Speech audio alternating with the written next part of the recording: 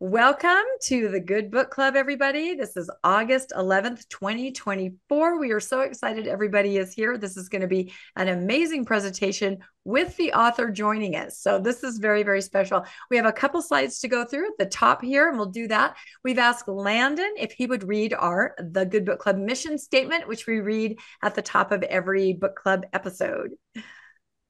All right. The Good Book Club was created to bring together nuanced Mormons, post-Mormons, and others with a shared interest in Mormonism.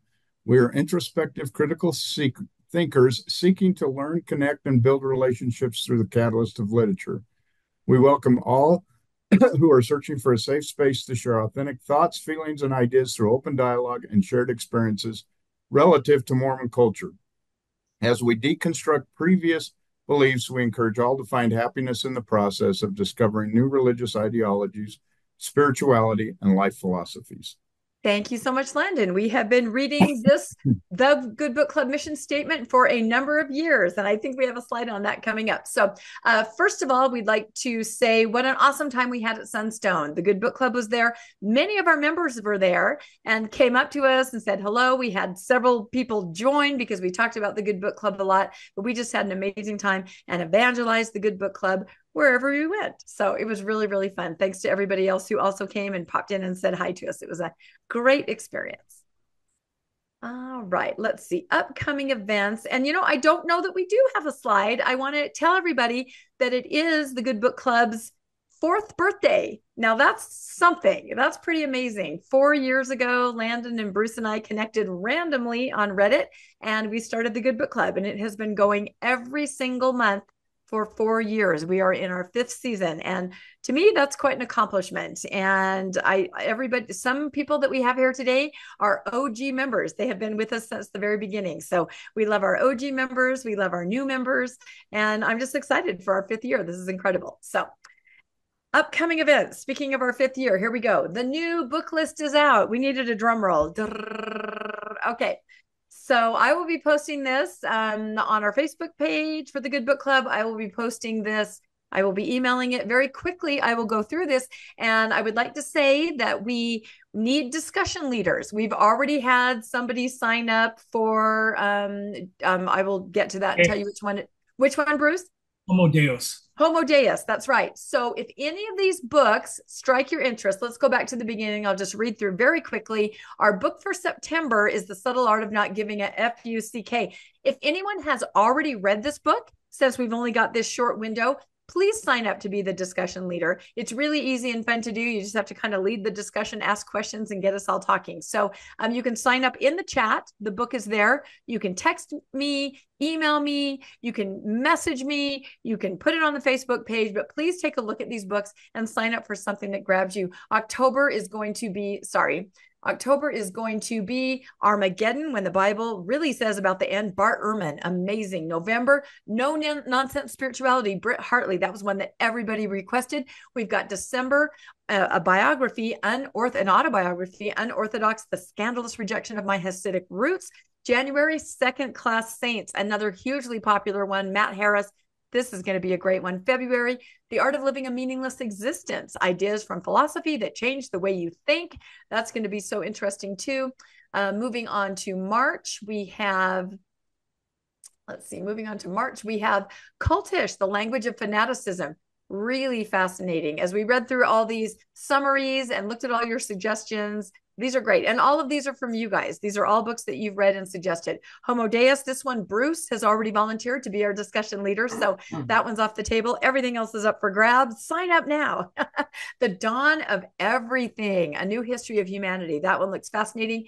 Into June, Being Mortal. This one was recommended multiple times by all of you. So I'm really excited to read that. In July, Doubt, A History of the Great Doubters and Their Legacy of Innovation, from Socrates and Jesus to Thomas Jefferson and Emily Dickinson. This one looks amazing, and that's for July. And then we round out the year with We Have No Idea, A Guide to the Unknown Universe. So please, if any of these look interesting to you and the months fit into your schedule, please sign up to be a discussion leader, because that's what makes book club really fun and interesting, is hearing from all of you and the different flavor and perspective that each of you bring when you lead a discussion. So I hope that you guys will all sign It up. looks like Jackie just signed up for March. So What? look I at wish that. I had a fabulous door prize. We need to get some prizes, Landon and Bruce. We need to... Thank you, Jackie. That's excellent. I'm very excited. And hopefully somebody can keep track in the chat of who is signing up as we go along. So this will be great. All right. So that's our book club for the next. Oh, and here's our birthday slide. Of course, Melissa made one. Happy 4th birthday to the Good Book Club again. And thank you to Melissa, who helps us incredibly with slides and putting things together. And, she's kind of the backbone here, which is amazing. So thank you, Melissa. And again, this is our book for next August. We don't have any next August, the next book for September. Sorry. We don't have anybody to give a little description of it at the end, although maybe I'll look something up really quick. And again, if anyone has already read this, bite the bullet, volunteer, and lead our discussion. If you've already read it, you're already that ahead. So, but it's supposed to be really good. Okay. Now, on to our main event. We have the amazing David Morris, and it's Heavens on Earth, the scientific search for, it's off the screen now, so I can't read the rest of it. Anyway, take it away, David, with our book for today.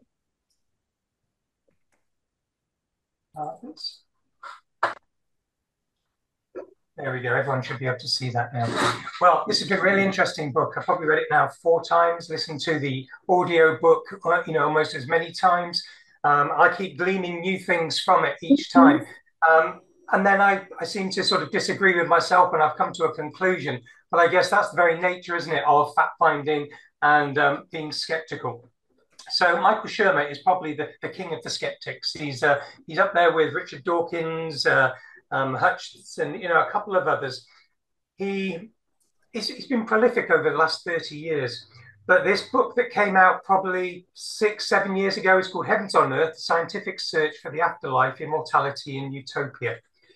And of course, his introduction is that this book is about one of the most profound questions of the human condition, one that has driven theologians, philosophers, scientists, and all thinking people to try and understanding the meaning and purpose of our life as mortal beings and discover how we can transcend mortality. That's a big mouthful. Religions and philosophies have been built on that for thousands of years. The actual book itself has 12 chapters. It's broken down into 4, but it does interweave from part to part.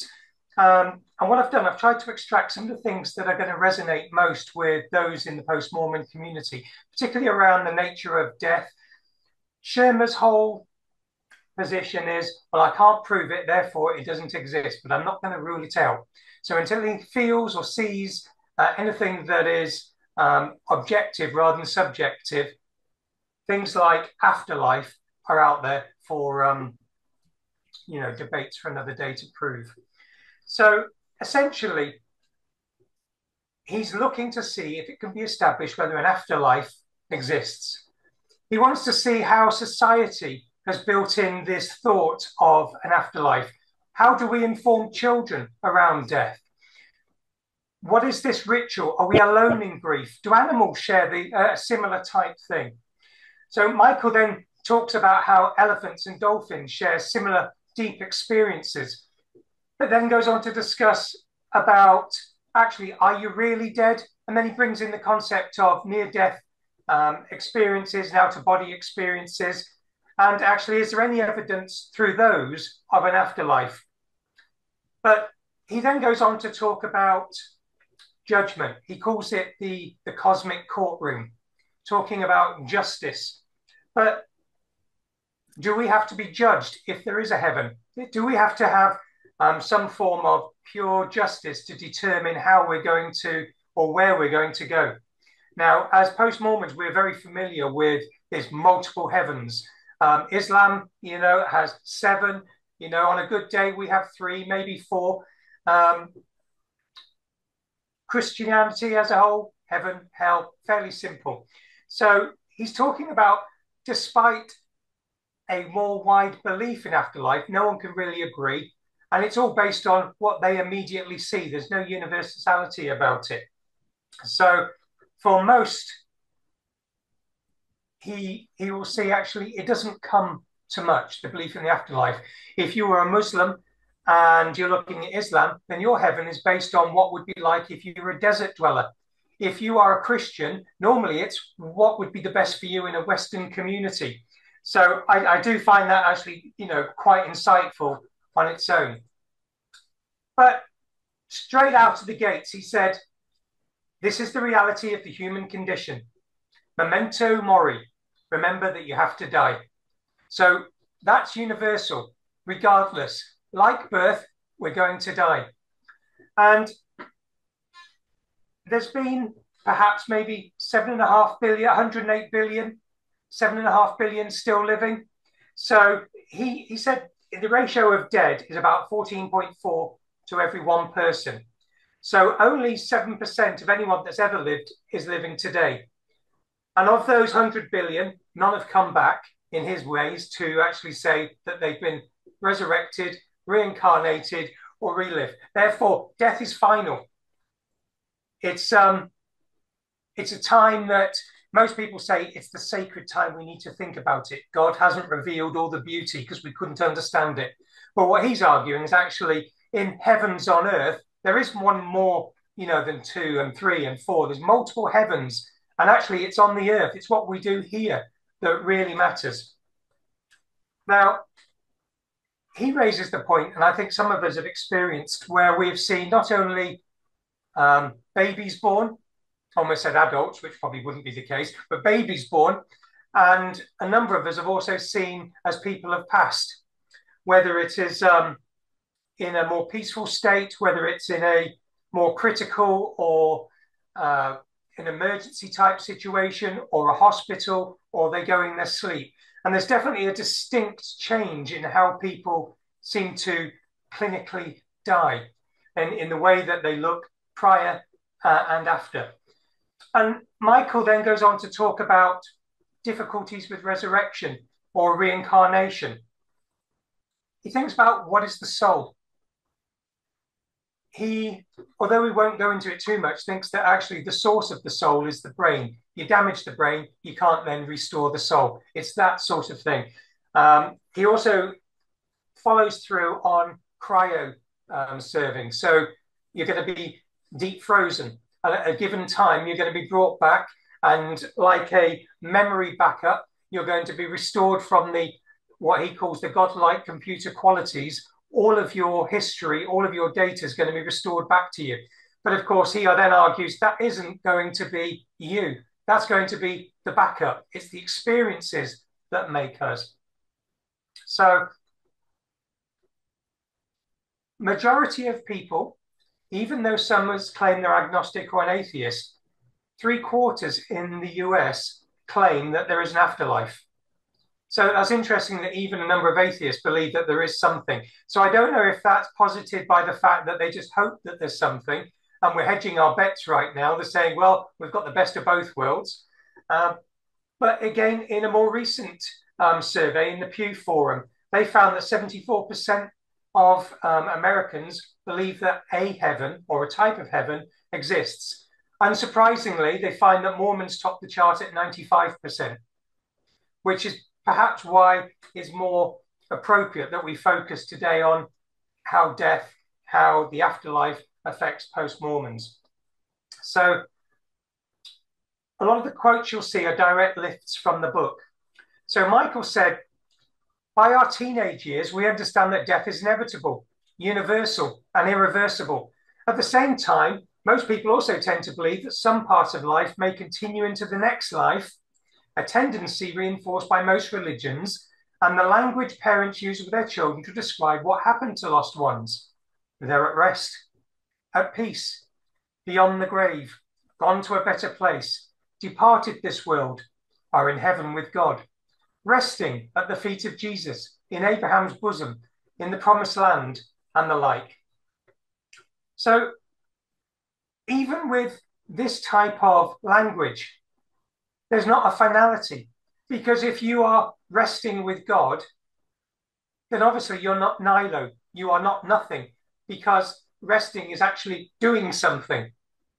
So gone to a better place, well, it's saying that there is something actual. beyond the grave. Again, it isn't just 6 foot in the ground, that's it.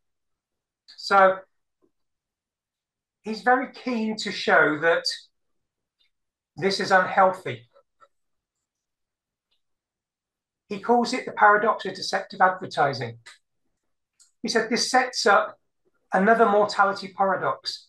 Just as children come to understand the reality of death, they are told that death is just a transition stage to some other place. This is a form of deceptive advertising. We would not tolerate it in every other areas of life of our children. So he's already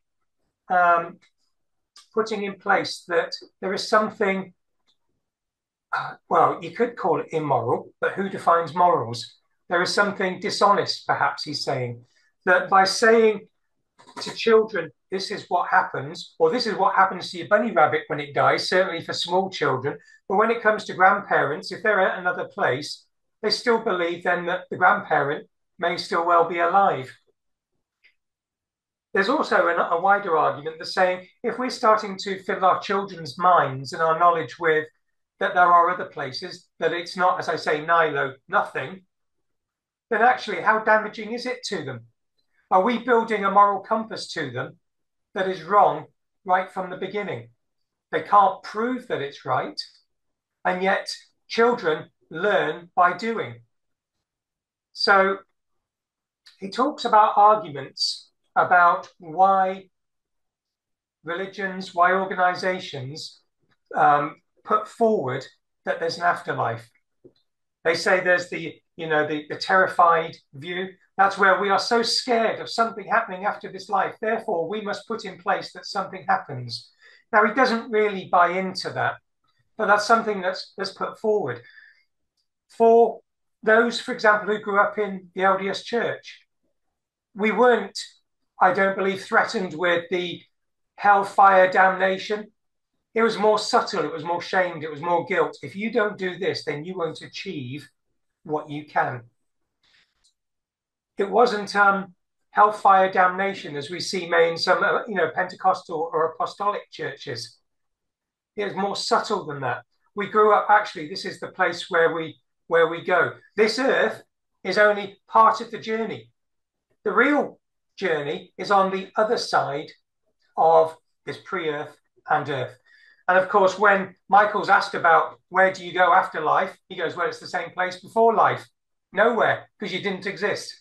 It's that simple for him. So for many post-Mormons, they go through this stage of almost deconstructing what they believe, what we believe, where we've come from. And that is something I think that Michael doesn't really get, that certainly in Mormonism, particularly those who went through the McConkie eras and so forth, it was about, you must know this. Knowledge is about this. We know this because of prophets. Therefore, this will happen. So coming out of that type of environment, that you are informed because of your righteousness, and if you're no longer understanding, you're no longer having the Spirit, therefore, you are going to be pushed out. He's saying that's pretty much hogwash. Nothing happens after this life. So Mormonism is a very complex framework that it instills absolute knowledge. That's why perhaps we are probably one of the most appearing, or did appear, arrogant New World religions, because we think we've got it all. He draws attention to some of the young male missionaries knocking on doors, coming across, I can't remember her name now, but very familiar within Hollywood. And she says these young boys knocked on the door and, well, you mean everything will be restored? What about my uterus? I don't want that. Is that going to be restored? Well, yes, of course. Well, I don't want it. What about if you've had a nose job and you prefer your new nose job? Well, I want my new nose job. I paid for it. And so these basic things, actually, I've got to say, when I was saying I was abroad in Europe during the week, and one of the thoughts thinking there's going to be very unhappy people in Utah if all of the endowments and augmentations they paid for are removed. There's going to be one happy or unhappy state, isn't there? So the culture, does that drive the fear of death? Or does it drive a fear of nothingness? Or does it build a behavior of comfort? So he takes a point to say, actually, what is physical death? Pim van Lommel and colleagues published in, of course, the prestigious British journal Lancet, the authors defined clinical death as a period of unconsciousness caused by insufficient blood supply to the brain because of inadequate blood circulation, breathing, or both. If in this situation, CPR is not started within 5 to 10 minutes, irreparable damage is done to the brain and the patient will die. So that, for Michael, is what death is. It's a pulling out the plug, all power off, you're gone. But he also then carries on with, so we understand the physiological processes in the body and the neurological changes in the brain that accompany a death. But comprehending what the spark of life is and where it goes when we die remains something of a mystery. We can't help but wonder what happens at that moment. We do know, but at some point in our lives, most of us ask questions. Those questions could be, actually, where do I go after this life? I've seen my fair share of people passing, whether it is holding their hand in an elderly person's home, whether it's family members, or whether it is in a critical situation in a road traffic collision. And my experience is that very few times do people at that stage, particularly if they've had long-term illness, start having worries or great anxiety about death. Certainly near the end, they're almost covered by actually what seems to be love. And Michael, I think, picks up in this book and in others that where he has interviewed a number of people on death row, it wasn't out in anger, but it was actually wanting to make amends. It was wanting to not have the opportunity pass where he can't thank the people that supported them. And I say he because normally it is a male. So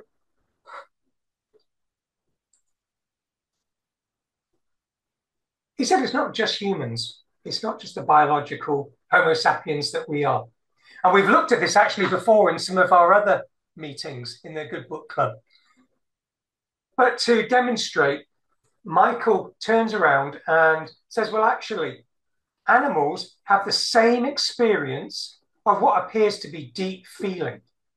And this deep feeling is either as a community or as a family of a herd.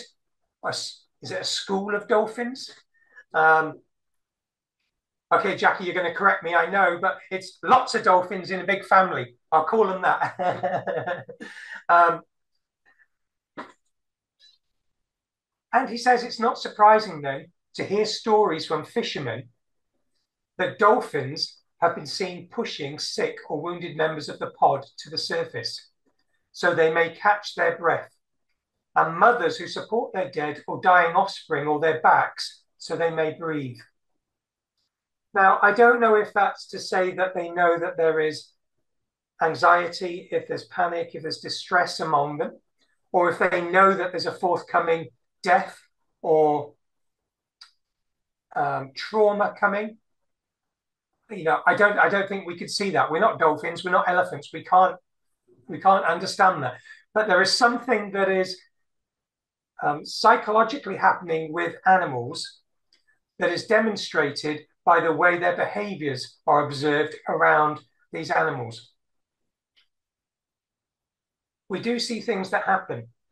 Maybe they do sense when death occurs.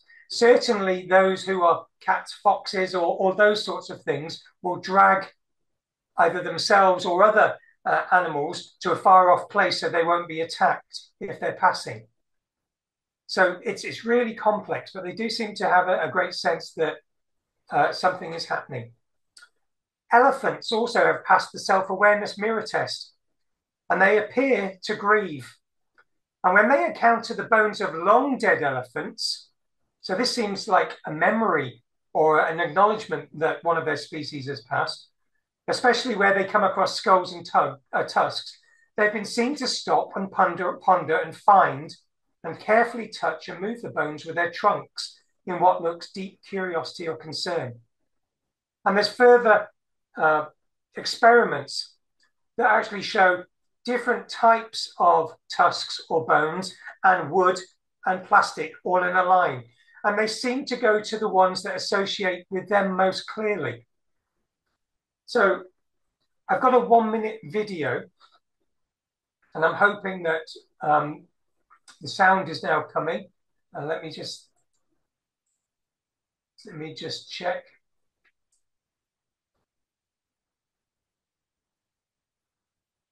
If you can't hear it, let me know. It's not the loudest. If there's anyone who thinks that only human beings can feel emotions like sorrow and grief, this footage will change your mind.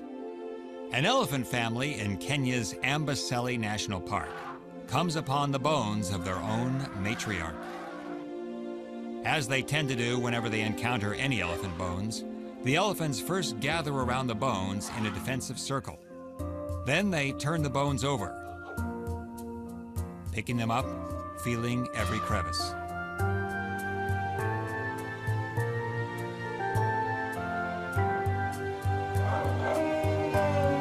After this, they touch the bones with their hind feet.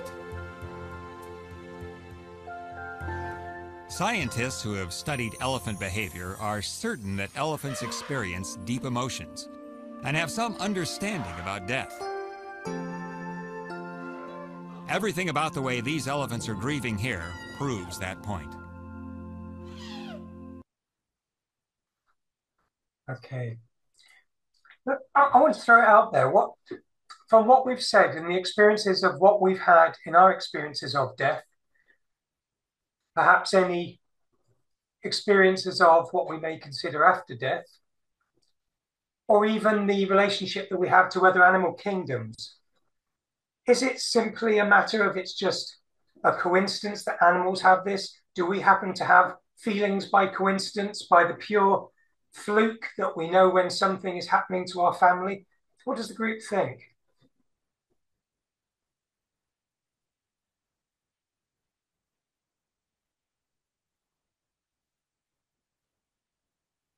I definitely think that the animals experience that.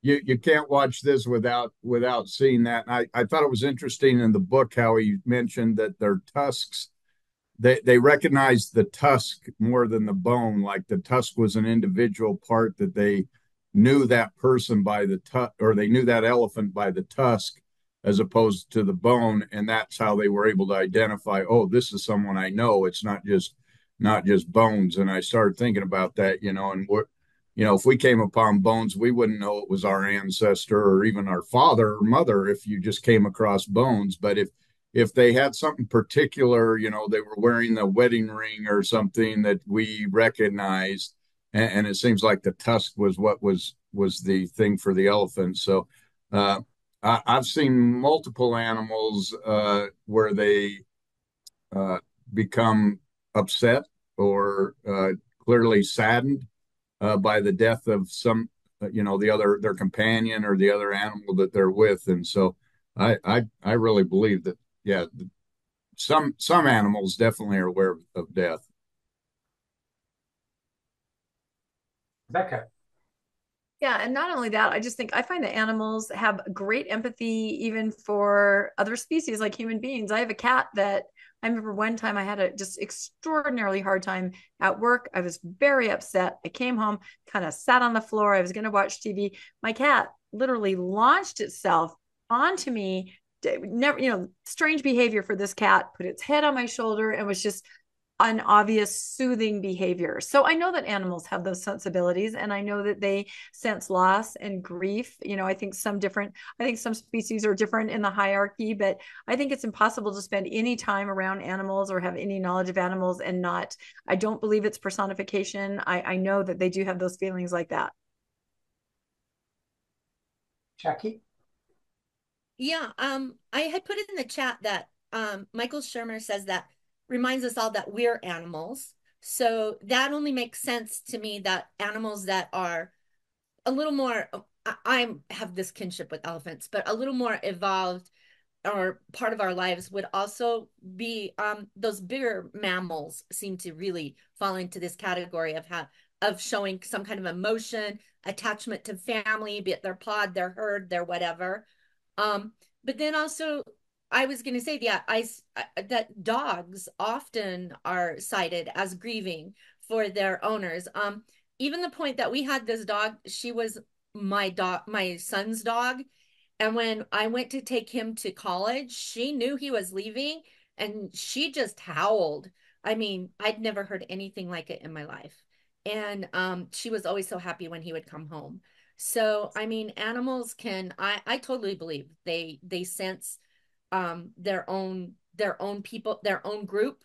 And those that mate for life, we know they grieve when they lose their mate. So yeah, I think they have feelings. Thank you. Joanne, then Bruce.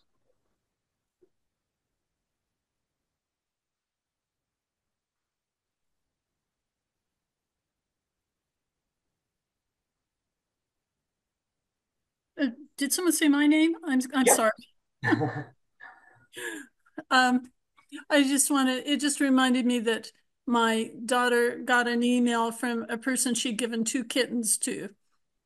And the person said how loving they were and that she had had her father in their home during the last months of his life. And during the last month, one of the kittens sat on his lap the entire day. You know, it's just rare exceptions until the day he died. And when he realized he wasn't breathing, then he got off the grandpa's lap. And after that, the 2 kittens, they were older cats by then, were just very comforting to the whole family.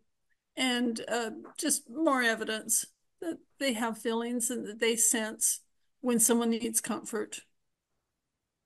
Thank you. Bruce?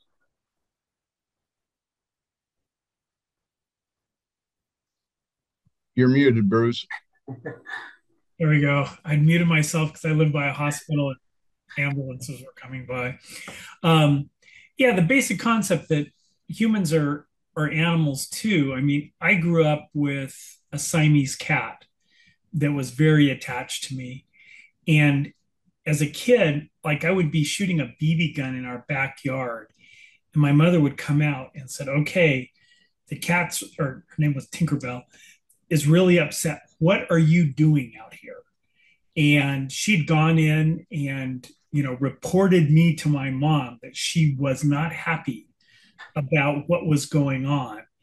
And I'm just going like, yeah, when people ask me, I'm just going like, okay, humans are just well evolved animals, but we are social. We have the ability to think and organize and plan long term. We're different than many of the animals, but we are just animals. And when it comes down to all the reproductive things, you can have all these rules against reproduction, but there's still billions of us because people are reproducing no matter what. So just my thought. Brandon? I know I already spoke, but I was just sitting here looking at my dog. When Tom was in the hospital, he couldn't have any dogs when he came home, so I've got Rebecca's 2 dogs over here, and I have seen, as I've tried to integrate her 2 dogs with my dog, I've seen every emotion you can see from an animal. She was first, she's jealous. Who are these other dogs you're bringing in? The 2 other dogs are friendly to each other, but this is the foreign dog, so they kind of are not real nice to her. So then I started seeing depression with the dog, and she comes and she very much holds to me because she sees me as the safe place. It's just been, and then to see Rebecca's dogs, it's kind of the same way. Who is this dog? when Rebecca comes over, they all of a sudden they're all excited and they're all and then they get very jealous and protective of her. If she tries to pet Addie, they get jealous. So there's no doubt, just from the last 2 weeks of what I've seen trying to integrate these dogs, that they definitely have emotion. Landon is a saint. I'm not kidding. Landon is a saint to take on these dogs. Yeah, I just thought you're lucky that you didn't have Tom stay at Landon's house to keep the dogs. That would have been easier, honestly, than having and they're actually my son's dogs. So they're a little skittery. They're rescue dogs. And Landon's dog is just the sweetest older dog. And boy, I'm just hoping we can get them all. If anyone has any tips to get dogs to get along, please send them our way. Oh my goodness. But Landon, you're a saint. Thank you. Hi, Brenda. You're up. Okay. Yeah, I had an experience with my daughter's bringing her dog into our family when she had gone away to college, got a dog, came back. And at the very beginning, she came with me to pick up my dog because we had been on a trip together, and we went to the kennel where my dog was staying. And at first, my dog is a Shiba, and it's been in the family she's 15 now, but she's been in the family since they were much younger. When she saw the other dog, she was excited to see my daughter, but then when she saw the other dog, she then turned away from my daughter and wouldn't look at her. And then later on, when we brought them home, she attempted to roll on the floor with them, almost like in fight, to kind of, I guess she was just mad at her, at the other dog as well. So, but that quickly ended, and they learned to be really good friends. And when they were living together for a while, they wouldn't start eating until the other one would eat. And then my daughter went back, she left again. My dog went into kind of almost like a mourning or depression, and she had a hard time wanting to eat. She's looking around waiting for her friend, and when they would meet, the recognition, the first they touch noses, and then the recognition comes in their eyes, and sometimes they'll lick each other and just get really affectionate. And this is a Shiba Inu that most people normally they're very aloof, but I saw quite a bit of interaction from them. And my daughter's dog is a golden retriever, and the golden retriever is just following her around, and my dog is the alpha. But it's really hard when they see each other. I don't know. It's interesting when they can't see each other physically. They don't seem, at least the Shiba Inu doesn't seem to recognize through a video. But when she hears the voice, she'll look around somewhere else, not into the video necessarily. But Bianca, who is a golden, seems to love watching television and things like that. So I think also between but between different breeds of dogs, you have different things, different reactions. Thank you very much, Brenda. And Bruce is our last one before we move on. Well, yeah, I was just kind of thinking we're at 1:45, and I wanted to kind of go to the concept of the culture we grew up in, having death as a gun held to our head. If you don't do everything we say and pay us tremendous amounts of money, you're never going to see your family again. And you're going to go to hell, whatever the Mormon church describes as hell. But I can remember, having been away from the church, but still kind of believing the basic narrative. I still have this chair. I've had it reupholstered twice, like every 10 or 15 years, sitting in that big chair going like, am I okay not spending eternity with my family? And I came to the conclusion, oh, yes, they're unhappy with me now. I am more than happy never to see my family again, because that was the gun that was being held to my head. And I thought, as I was listening to this book, I thought, geez, that's one of the main points how these concepts have affected my life. Thank you very much. I think it goes to the point that there are things that happen with animals and the effect that they have with us, our relationship, that we can't empirically explain. There is something that is beyond our normal comprehension that, in theory, it shouldn't happen. I've known dogs when we've had related servicemen who've died, who's been a dog handler, where the dog just goes to where that person used to be because that's the closest they can go. We have animals who seem to know when you have anxiety or you're down or there's an issue.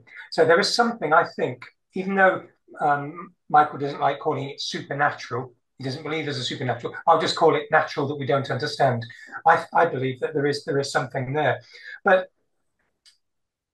we start talking about things that are out of body then. Things that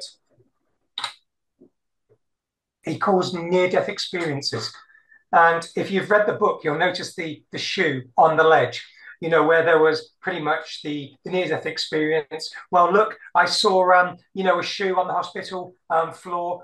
And of course, I'm trying to think of her name now. It was Maria, wasn't it? Maria was the one who was just hospitalized. And remarkably, the social worker went running upstairs to the 3rd floor and found this shoe and brought it down. But of course, when they've come to interrogate that experience, no one could find Maria and no one could find the shoe. So we don't quite know the veracity of it. So it was Kimberly Clark who went up there. But she said originally, I retrieved the shoe and brought it back to Maria. It was very concrete evidence to me. But of course, Michael is like, well, no, actually, no. This isn't a demonstration of somebody dying. The whole point of near-death experience is the end, near death. You're not dead. You're still alive, but you're just in another function. You're not actually dead. You're in a state which the brain may undergo stress, deprived of oxygen, release neurochemicals that can mimic the hallucinatory trips of drug users, or experience one of the dozen anonymous neurological anomalies, abnormalities, or disorders that have been documented by neurologists and neuroscience. Now, it says that some of them may see the heaven. Actually, some people may see their hell. And I say their heaven or their hell because some of the demonstrations have been actually, it's a consciousness that's within you. And there is a number of factors where people have experienced, there's commonalities all around. But he puts it all down to brain stresses. I know many people that have had these similar things. And I'll actually say I had an NDE while I was on my mission. I was gone for a little while until the doctors brought me back and I experienced certain things and had certain things happen. I don't know how I rationalized that from reading this book. I don't know how I rationalize it being a classically trained historian that relies on empiricism and constructionist work, because it doesn't fit. I don't know where that is. That's now in my pigeonhole, which I can't explain. Now I've wiped off Mormonism off all my ledges. I can put that one up there now. So I don't understand it. I know people I've spoken to say they've spoken to people beyond the veil, so to speak, in our former language, or beyond the grave. Familiarity is what Michael says that is. It's likelihood that your brain is hallucinating. It's bringing back something. I've also sat with loved ones, even when I was a good home teacher, and generally I was, where I was sitting with some who were end of life, and they could see the pink elephants on the wall. So there's a big distinction from what people claim they're having, or not, so to speak. Because we've got Michael coming in about 15 minutes, I'll move on. So, different religions, different organizations have different versions of the heaven. But Michael says Egyptians imagined a physical place far above the earth in a dark area of space which there were no stars. The Vikings fantasized about Valhalla, which some included a big hall where they would drink beer and get ready to fight again. Muslims envisage a garden with rivers, fountains, shady valleys, trees, milk, honey, and wine, all the things a desert-dwelling people would crave. And Christians, of course, picture an eternity with the angels at the throne of God. So many heavens and so many hells. But actually, in order to get to these points, nearly every belief system says you've got to have a valid pass to go through. So when I came through Spanish and British airports, I presented my passport, put it on the scanner, anyway, recognized me, I was valid, I was able to go, the gates opened, and I went through. Members of my family weren't so lucky, a bit dodgy. They were stuck still trying to do the, hitting the scanner, as I know many people were. I felt a little smug because I was in there. That's just my Mormon upbringing. And then I started thinking, actually, it's about exclusivity. Some people believe in the afterlife because they believe, what about these murderers? What about these pedophiles or child sex offenders? What about these people who've beat me or abused me? And I'm sure we've heard over the years, don't worry, the Lord will sort it out. It will all be sorted in the next world. Or we say, well, how is it you can marry this person, but not this person? How is it that love isn't defined by a more universal way, rather than just one man, perhaps many women? In the Bible, you could have your concubines. Is that not love or love? Defined to us. Things change. The whole nature of LGBT. A number of years ago, I was at a concert with my daughter, and I turned around, and there must have been 20, 21-year-old girls, clearly in a same-sex relationship. And as I looked at them, I thought, that is just beautiful. This is while I was still faithfully attending. I just thought that to me was a demonstration of love. They gently touched you, they looked at each other, and there was just that, I really do love you. And that for me was quite impacting. So actually, when we go to judgment, Michael refers to it as a cosmic justice. And AI did this one. I thought if Rebecca could use AI, I'm sure I can get my head around it here.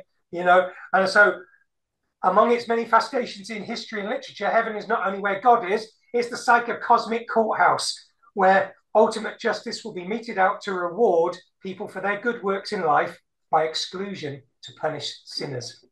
As you can see, everybody's waiting in the pews, waiting to go up. But how often have we suffered things in this life? Even the leadership lottery, the abuse of leaders, the abuse of those who want to be leaders. We take that internally because everything that seemed to do is within the church, it was our life. Anything outside of it should have been or was irrelevant. It was a self-contained community, which also goes to a high control, high demand organization. But you can see it's punishment. And then once you get through those summer gates, you then come to what I call the Christian heaven. And Michael describes it as a storehouse for spiritual bodies or souls, resurrected with all the memories of the physical body, but without the container. As pollsters have discovered, most people conceive of heaven as a place where there will be no trials, tribulations, not a care or worry, no sickness or pain, no sorrow or pity. The afterlife will be happy and joyful, blissful and peaceful, and filled with love. That kind of sounds cool. Doesn't even talk about our own planet populating, doing other things. I feel robbed. But we're talking about more generally, of course. And then I thought, okay, one of the largest increasing faiths or beliefs is Islam. And I found this picture. Do you know, if I was to start choosing, I want this heaven because it's a magnificent landscape. It's called Jannah. There's 7 heavens in Jannah, 7 levels. That's 2.5 times more than, the celestial kingdom. So, more options. But the trees are laden with fruit, grapes, dates. They cluster with mouth-watering fruits just ready to eat. endless supplies of platters of juicy meat, each one more delicious than the previous one. And you know what? You won't even get fat, because it says no negative rewards will be given. And now that you've eaten, you want to drink. And the best thing is the drink comes to you. Once you've had your fill of drink, it returns back to its place. In Jannah, you're reunited with all your loved ones, your spouses. I say that in plural, spouses. Your children, your parents, your grandparents, even the great-grandparents you always dreamed of meeting. This is almost like a perfect Mormon scenario, but they haven't got the theoretical framework to go that far.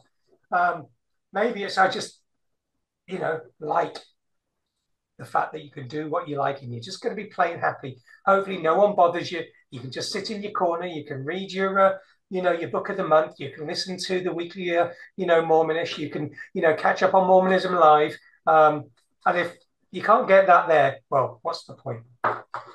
So we've come quickly to what Michael draws in as the identity problem. I love this because this fits around almost everything. If you remember what we said from last week, last month, it was put by the Greek scholar Plutarch, and it was called the ship of Theseus. So when Poseidon's son, Theseus, sailed to Crete, he slew the half-man Minotaur monster. And so when he returned back to Athens, of course, the thing they want to do is in memorial. And so they put this ship up for memorial.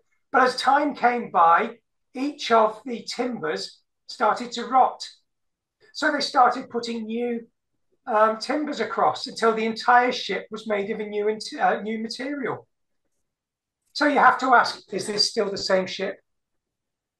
I know we could have had a similar discussion about the Pioneer wagons. If the Pioneer wagons had got halfway through, replace the wagon with a new wheel, new fore, new lifts, new back, by the time it got to Salt Lake, it was 3-4 times new. But the family, of course, this is the original, handcart, and we're going to put this out for demonstration.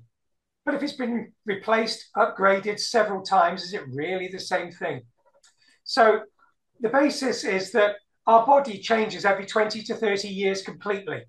Now, I'm in my 50s. I'm 2.5 ways in. I'm looking for a better body, and I'm, seeing if I can be more selective about what I want it gives and what it doesn't take away.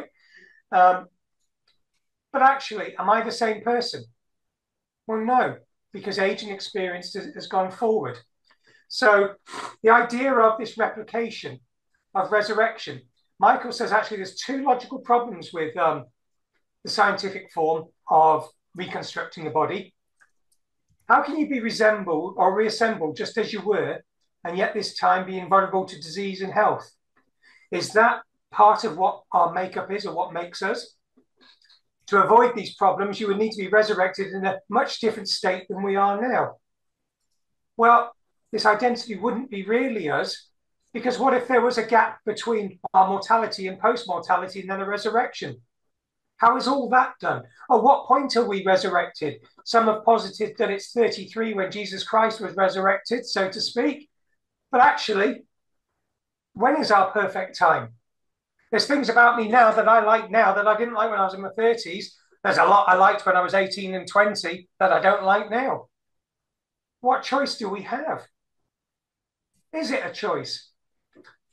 What about if we have, although Michael talks a lot about cryoserve, what about when we've been downloaded, the many terabytes, tetras, and more tetras, downloading everything of us up to a supercomputer, and then somehow we get restored? What if there is an identical person? He brings in the fact that what if he was being stored for cryoserve, and then he had a car accident? His wife gets straight to the cryoserve, restores him. He comes back now. Oh, wow. He says, actually, I didn't die in the car. I come home and there's now me in the bedroom with my wife. I wasn't happy, but he's got all my memories. So straight away, you've now got 2 identical people. Clearly, it's theoretical about what do we do when we have all of these experiences. What of reincarnation? Interestingly, you know, most of it is around the Indian subcontinent. Where does everybody go? If there's been 108 billion, where's the other 100 billion try to be reincarnated to? Because clearly there's not enough on the Indian. I think there's what, 1.5 billion there? How have they then reincarnated? He talks about personal identity. And I found this picture that is really good. It's just like almost a meat machine of going through and up. So in the last slide,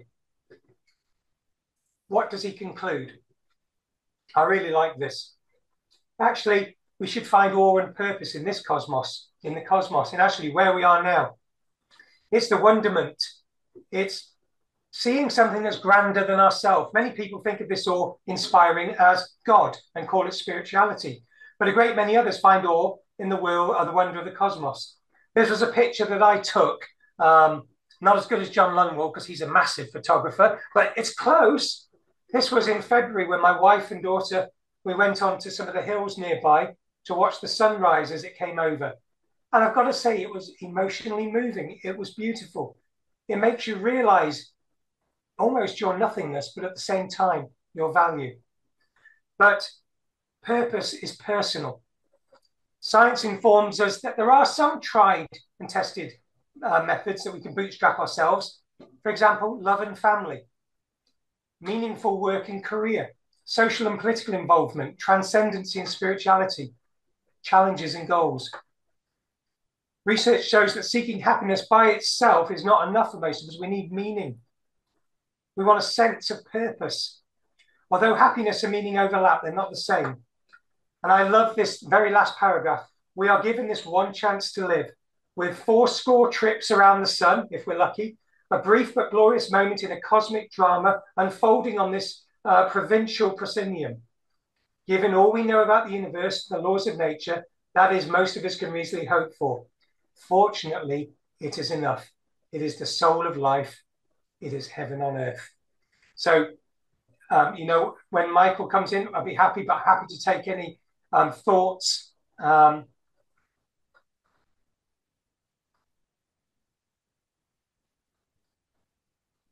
haven't seen Michael come in yet, so we could probably start taking some of those, and I'll let him in when he shows up. Oh, wait, someone just came in. Let me see. It's Michael. So perfect timing, David. I'm going to let him in right now. So let's see. David, why don't you stop sharing? Yep. There we go. Okay, looks like Michael is coming in. All right. Hi, everybody.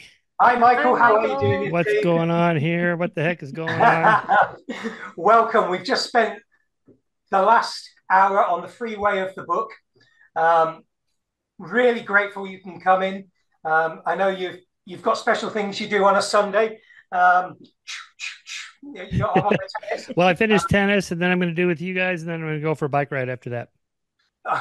You're living the dream. Welcome so much, Michael. This is the Good Book Club. I know that we've podcasted together before. Oh my God, I remember you. Yes, things. that's right. Yeah, that's exactly. how this came about. Now I remember. Yes. Yeah, okay. and I think I mentioned, I have this other little book club. We'll have to have you on Right, sometime. And David right. took the initiative. So we're Nice. really happy that you're Right. here. Yeah. Yeah, we're so excited. We love your book. We've been discussing it for about an hour, and we're just absolutely thrilled now that you can join us. And I think, David, you go ahead and take it. What do you have in mind? Okay. Should we ask Michael questions? Do you want to kind of lead something? You take. Hey, let me ask over. you something real quick. Are you recording this, and can we post it online afterwards? That would be good. Absolutely. Yeah, Yeah, absolutely. Yeah. that Okay, would be let's do great. that. Yeah. That would be So, really great. Michael, you have a prolific amount of writing over the past, 30 years? Over those years, have you moved from your state of skeptical reasoning, I'll call it, because I don't want to go down the stereotype skeptic, you don't believe anything. I think you and I are very akin because as a historian and constructionist, I'm very much an empiricist. Where's the evidence? What does it inform? What does it mean on the balance of probabilities? So I think in that sense, I'm akin to you. And I think also we share the same, I suppose, interest from our friends. Many years ago, when I started my PhD, I was told two things. David, you are going to become a world expert on the smallest amount of thing, which no one's ever going to be interested in. And the other thing was, don't ever get expected to be invited to dinner parties. So why? Because, maybe it's my presentation, but my view on social class and Mormonism in 19th century is probably much a conversation killer. What is it that you think, bearing in mind we've just read your last paragraph saying, fortunately it is enough, it's the soul of life, it's heaven on earth. What do you find meaning in life? Wow. Okay. The big question, David, right off the bat. You just hit him with a big question. Yeah. Well, the first part, I remember Christopher Hitchens telling me early in my career, once you've mastered, what did he say?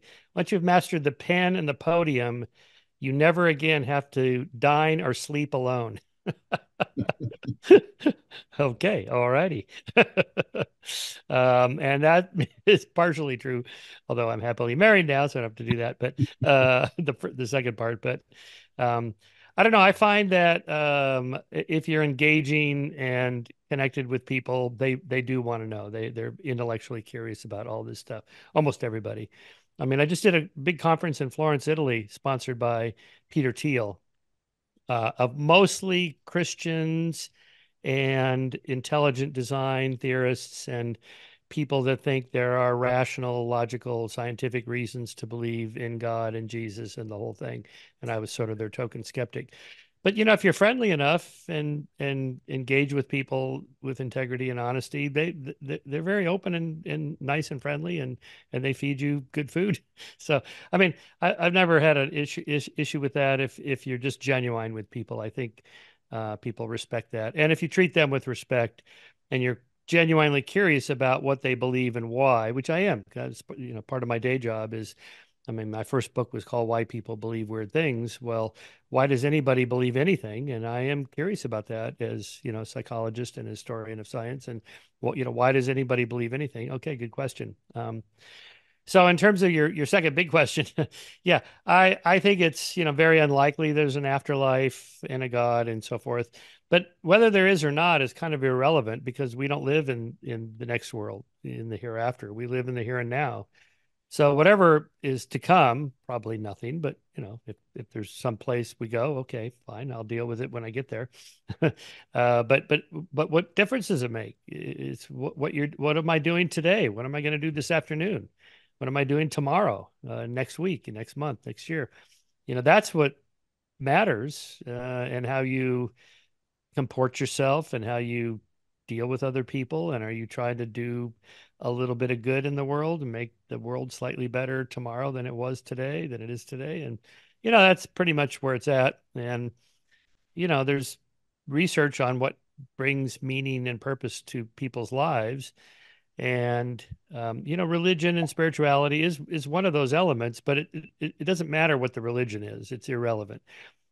Belonging to some social group that works toward making life better for other people, that's the element. It doesn't matter whether it's Christianity or Mormonism or Catholicism or Buddhism or whatever. That's irrelevant. And having some kind of spiritual sense, like there's something bigger than me. So this is generally called spirituality, right? I'm spiritual but not religious, something like that.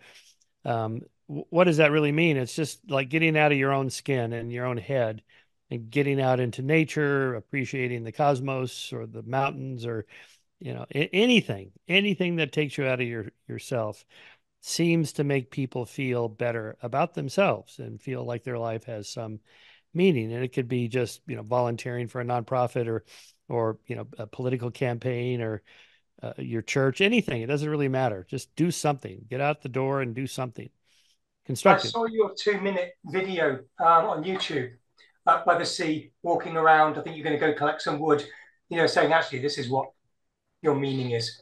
Do you know what I mean? Oh, yes. That was here in Santa Barbara, mountains of Santa Barbara. Yeah. That's right. Yeah. We've got a couple of hands up, Michael. We've got Bruce and then Rebecca, then Landon. Yeah, I just kind of had an observation. Having I had to get away from Mormonism because they were trying to control me by where I was going after this life. And once I put up some boundaries, then that allowed me to say, okay, how does the world work? And what do I find um, valuable? And so I had to start by putting up those boundaries up against a high demand religion.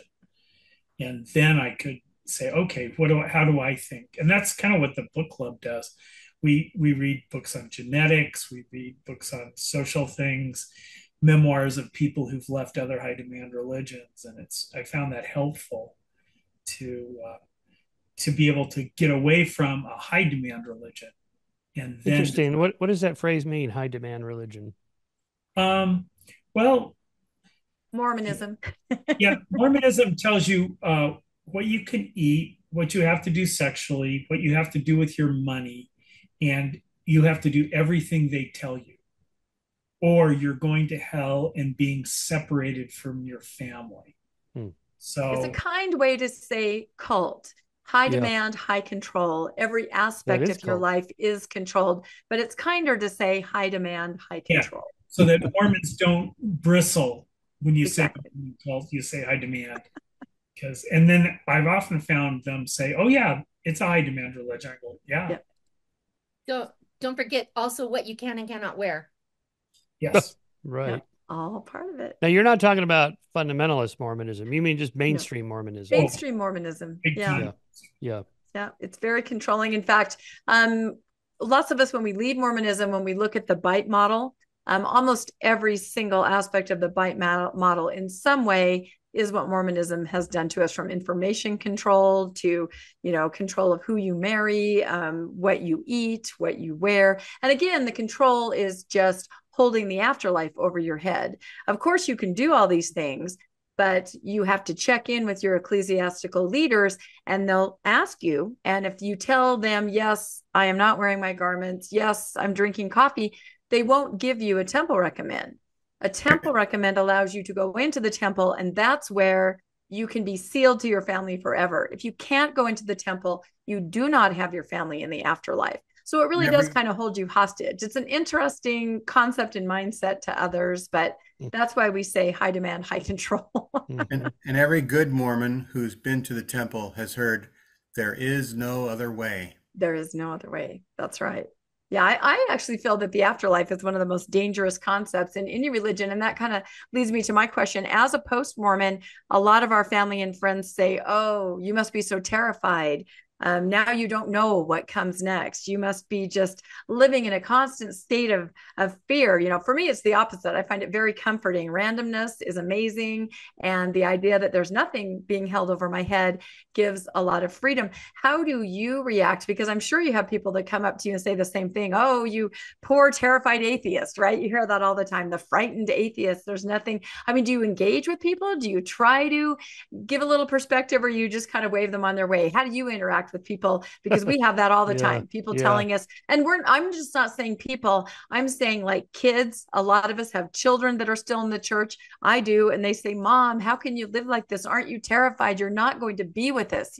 It can be very emotionally fraught with some of the people that talk to us about the afterlife. Yeah. Well, a couple things there. I think the uncertainty of the future is where the action is. It's exciting. I don't know how it's going to turn out, and neither do you. I mean, one way to start it is to say, are you omniscient and omnipotent? Are you God? And of course, people will, no, I'm not. Okay, right. So you don't know. You think you know, but you actually don't know because you're not omniscient. You might be wrong. You can quote, that I beseech you in the bowels of Christ, you might be mistaken. That's Cromwell, Oliver Cromwell, to his fellow Christians, right? Nobody knows for sure, so we can start right there. And no Christian or Jew or Muslim or anybody knows for sure. So from there, then we start to build a worldview based on what we do know, and then by asking, how do you know what you know? And if you just ask polite, thoughtful questions about those kinds of things, epistemology, but really, how do you know what you know? Most people will admit they get their information from other people, which is flawed, or their culture, or revelation, or whatever. None of which is reliable. And so, everything we do is at a level of uncertainty. And so you just move from there. Now, from there, it may be a personality or temperament factor of how comfortable you are not knowing for sure what's going to happen. A lot of people are not comfortable with that. And so you have to kind of work around that aspect of it. Now, when you say that, I forget how you phrased it, but to the Mormons saying there's no other way. Yeah. What if you walked in and said, well, I'm Jewish. I believe in Yahweh and the same God. I believe in the Old Testament, the same book. They'll baptize you a Mormon after you're dead. After you dead. Yeah. They'll say that you have some light and knowledge, but it's not the truth. The Mormons, the 0.002% of the world population, are the only ones that have all the ordinances, the power from God to live in the next life. It's very interesting if you've ever come up with against a Mormon, because they will not back down one bit. They are. Oh, if you said, well, I've met confident. Muslims that say the same thing, how can I tell the difference between Muslims and you? Yeah, it What would doesn't. they say? Isn't that funny? It does not matter to them. They may have some light and truth, but they don't have the whole truth. That's how they. Poor missionaries. It's so sad. Those little boys that are out there, and my kids were those missionaries. They do come across people like you who talk to them in reasonable, rational ways, and about it. All they can do then is just say, "But I know," and kind of walk away. It's really interesting. The mindset. I do try to approach it like an anthropologist from Mars, saying, yeah, look, I'm here just curious about all the different religions. A bunch of them say exactly what you say. So go ahead and make your case. Why are they wrong and why are you right? And if they just say, well, they're wrong, well, that's it. But they say you're wrong. Yeah.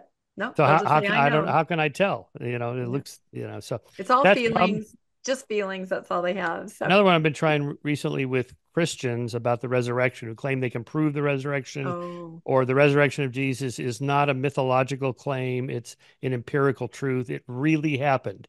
It's not like a Jordan Peterson psychological truth that it's, in my head, it works for me. No, it literally happened. Okay. Why don't Jews accept it? I mean, Jews believe, again, the same God as you believe in. They believe in the same book, at least the Old Testament. They even think there will be a Messiah. They believe in the Messiah. They just don't think that the carpenter from Nazareth was the Messiah, because according to the Old Testament, the Messiah is going to be this warrior king person, not this meek and mild Jesus. And they'll say something like, well, if they understood the arguments that we have for the resurrection, the empty tomb and the three women that went there and the post-death apparitions, and so on and so forth. It's like you're telling me these Jewish rabbis for the last 2,000 years, these really smart people who are very studied, they don't understand your arguments? Really? That's your claim?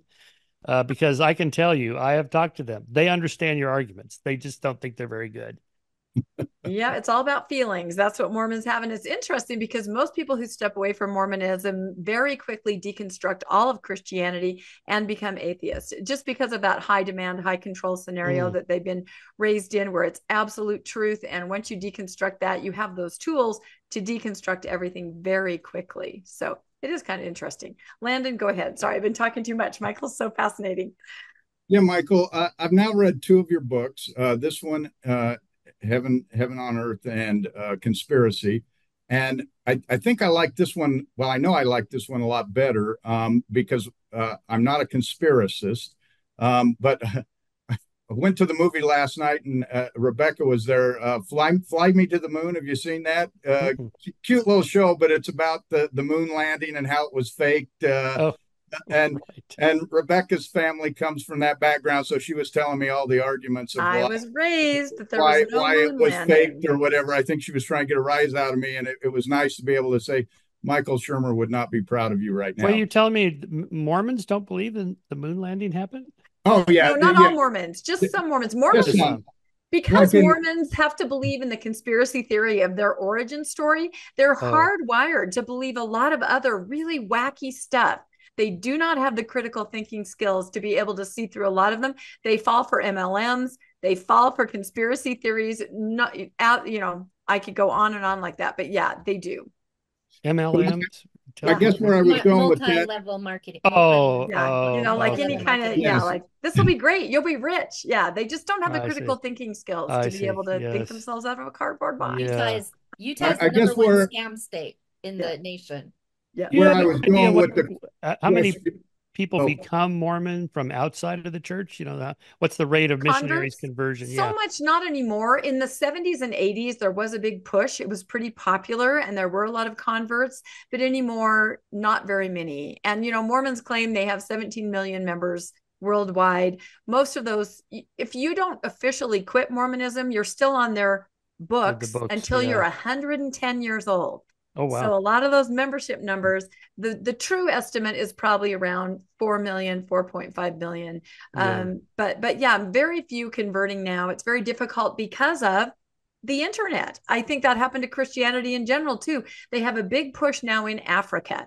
Many people are joining in Africa, like a lot of Christian religions, and that's where they are. But I'm sure eventually, when internet literacy, increases there, it just takes about 15 minutes to debunk, I would say, most religions if you have an open mind on Same Google, thing with right? Scientology. Once the internet took off, Yep. And Scientology tried to shut that down. They actually got court orders to confiscate people's hard drives who were uploading onto the internet the whole Xenu, the Galactic Warrior story, because they realized how embarrassing that whole story is to them. But now everybody knows. I mean, South Park made it famous. South Park has also made famous. South Park made Mormonism famous too. You can get more accurate information from South Park decades ahead than you can from the religion you belong to. Not to mention the Book of Mormon musical.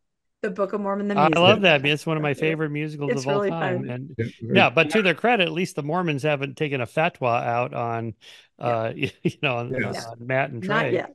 Yeah. Not that overtly, although they do go after people. They do have a committee called the Strengthening Church Member Committee, where they do, for example, those of us that podcast, I have my podcast called Mormonish with Landon. They do watch, they assign people to watch, take notes, see what's happening. They have files on people, that do things that talk or are critical against the church. So, Really? and then they do excommunicate people. You're on a list somewhere. I think I'm on a list, which is frightening. But they do excommunicate people that really do, speak out in overt ways. And that's just kind of how it works. But yeah, Mormonism is unique. It's true. But yeah, conspiracy theories. Were you trying to ask him, Landon, if he believes in the moon landing or not? Because I think I was making some great points that it didn't happen. I was going to say, I think, with conspiracy, I enjoyed laughing at other people's ridiculous ideas. With this book, I got to laugh at my own ridiculous ideas. So I was going to ask you, what led you to look at this subject, heaven and where it is? Was it a belief of yours? What led you to write this book? Kind of an extension from my previous books. Why People Believe Weird Things was about science and pseudoscience, and then Science of Good and Evil, and the moral arc was about science and morality. And then, the next natural step is, what about the afterlife? What do scientists say about that?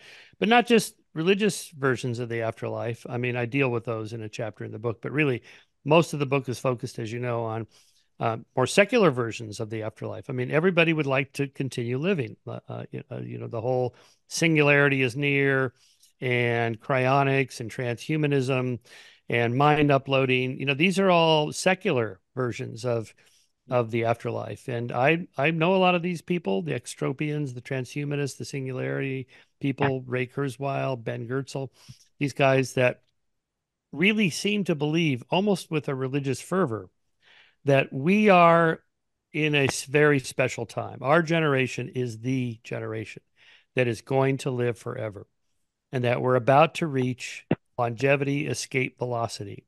Now, what longevity escape velocity is where, if you track the history of, say, the last century and a half or so, when lifespan started to increase, due mainly to public health measures, vaccines and toilets and water, so on and so forth.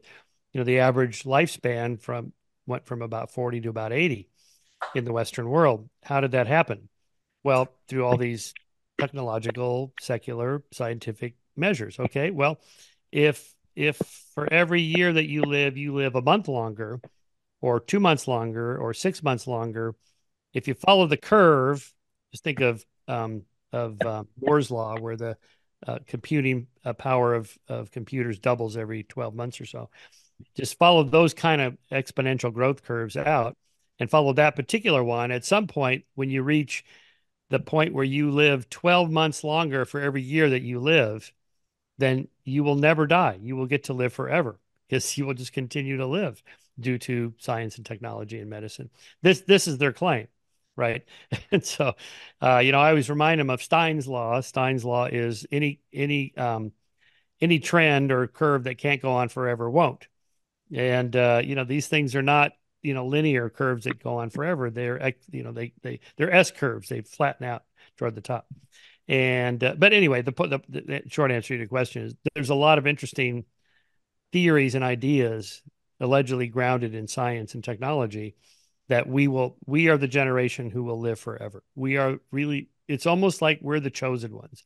We are the special people. And depending on which version you're into, cryonics or mind uploading or transhumanism or whatever, that it's the same thing as religion. To me, when I listen to these guys, I feel like I'm back in church. Like, oh, I am the special one. We are the chosen people. We get to live forever. Yay. Not only that, but the post-singularity world, this longevity escape velocity is supposed to happen around 2030. And then around 2045 is when the singularity will come. And when the singularity comes, then we'll have essentially infinite wealth, and everybody will have everything that they need to live a full, prosperous, eternal life. Essentially, they're talking about heavens on earth, literally. And they really believe it. They believe it like your Mormon friends believe they're going to get a planet when they die and go to the next life. That's what they think. So anyway, that's, much of the book was based on the fact that I kept encountering these people, and I had written some columns on them in Scientific American, but I'd never written a book about that. What is behind this? What is the psychology of, wanting to live forever? And so, as you know, I explored the irony of what you're saying is that in Mormon belief, the other planets, so to speak, will only be added once this Earth is turned into a celestial globe. So in a very literal sense, Mormons do believe Michael Shermer when he says that heaven on earth, actually heavens on earth, because they actually believe that this Earth will become their heaven as well. And in terms of the prophesying, in the 1860s, 1870s, they truly believed that this great second coming would happen because they were the chosen generation. And even today, the new handbooks and guidance and admin manuals of the church talk about this rising generation. It's almost to capture those that are currently here because they've lost control of the information, basically because of the internet. Before the internet, they could say and restrict whatever within the archives that goes out, and so Bruce. Yeah, I follow some of these guys. I call them the longevity bros. David Sinclair from Harvard. My doctor, he talks to me. He says, "You take a whole lot of supplements." I go like, "Yeah, I know," but I follow these guys, trying not to die too early, but not thinking I'm going to live forever. But they do sound like religious discussions to me, and I agree with your observation there. It's just like another form of religion. The longevity bros. Yeah, I follow them too. I'm aware of that research.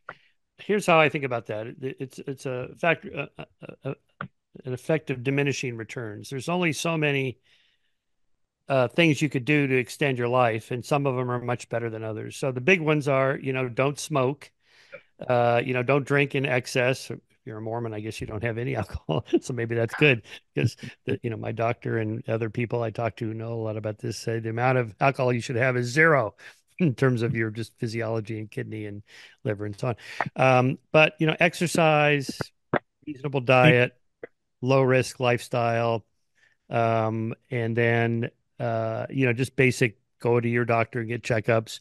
And then things like having a family, having social circle, having friends, having purpose and meaning in life. Those kind of things, that's like 90%, 95% of what you can do to get yourself up to the upper ceiling of about, 100 to 115 years old. Short of accidents where you get hit by a bus or run over on your bike or whatever. That's it. All the other stuff, all the supplements and vitamins and minerals and having your blood cleansed and all this, that, the other that these guys do. It's, like at best, it gets you like that much more, not much. And is it really worth it? Like the low calorie diets, where you eat like maybe 1,500 calories a day and you're constantly in a state of hunger. I don't know. Is that really worth it? Because it's not going to get you much if it works at all, and it's not clear that it works. Do you really want to live the rest of your life kind of in a state of starvation? Because quality of life makes a difference as well. And, things like working out every day and not smoking and eating a reasonable diet, that's 90% of it. That's worth doing. And for good evidence, and also it makes for a higher quality life just in terms of day to day. But all the other stuff, I don't see much to it. I really don't. I've had these guys on my podcast. I've talked to them. I've read their books. There's 1,000 things you could do, none of which make much difference at all. Just like maybe this tiny, tiny, tiny bit. Like Ray Kurzweil takes, 250 supplements a day. I did that for a while when I was bike racing in the 1980s, and my urine was like bright orange and green. You're just peeing out all the vitamins and supplements you're taking. Your body's not absorbing them because it doesn't need it. Yeah, but the supplement makers are making their money. Big money. It's a huge industry. Yeah. And it's unregulated because it's not treated as a food substance or a drug. And the reason it's unregulated was Senator Orrin Hatch from Utah. He's the one who shepherded that no regulation on Utah on supplements, and that's a big industry. And that's that multi-level marketing. Multi-level marketing. New Skin, Amway, all that stuff that Mormons are just entwined with. I wasn't aware Orrin Hatch shepherded that through. That's interesting. Okay. Yeah. There's a lot of LDS politicians that push things through that benefit the LDS church that you wouldn't think of kind of on the surface. So, what's the connection with the supplements and stuff? Just all the multi-level marketing. For MLM, I see. Yeah, MLMs. Mormons tend to start them. Almost any major MLM you've ever heard of, if you trace it back, it's started by a Mormon. And Utah is the capital of affinity fraud, meaning that you're at church together with other Mormons, and your leader has started an MLM, and your leader encourages the people to be in it. And of course, you have this kind of magical thinking. And there's also a lot of prosperity gospel where, because you're a righteous person, you deserve to be very wealthy. And here's a fast track through the supplements and an MLM to get there. There's just a lot of, factors, but unfortunately and then again, Mormons don't have a lot of disposable income because they already pay 10% of all their income to the church. So you have that. And then you have people joining MLMs. You have a lot of people that, can be in not so great situations. It's kind of but if you make that much more on your MLM, you still have to give 10%, right? Exactly. That's the whole point. Yeah. Which is I why see. That's why the church promotes it. I see. I was going to say, you see what I mean? Yeah. It's really, you should dive in someday. It's really fascinating. Now, on the tithing thing, how do they know how much you make? Do you have to turn in your 1099s every year? Or you don't. It's self-reported, but and it depends on what kind of a leader you have. Mormons are divided up into groups about 300 each, and they meet with a specific leader. Each one has someone called a bishop. And I've had a bishop, when I've gone in and said, this is my tithe, he says, I don't know. I think he could pay a little more. Some people just, accept it at face value.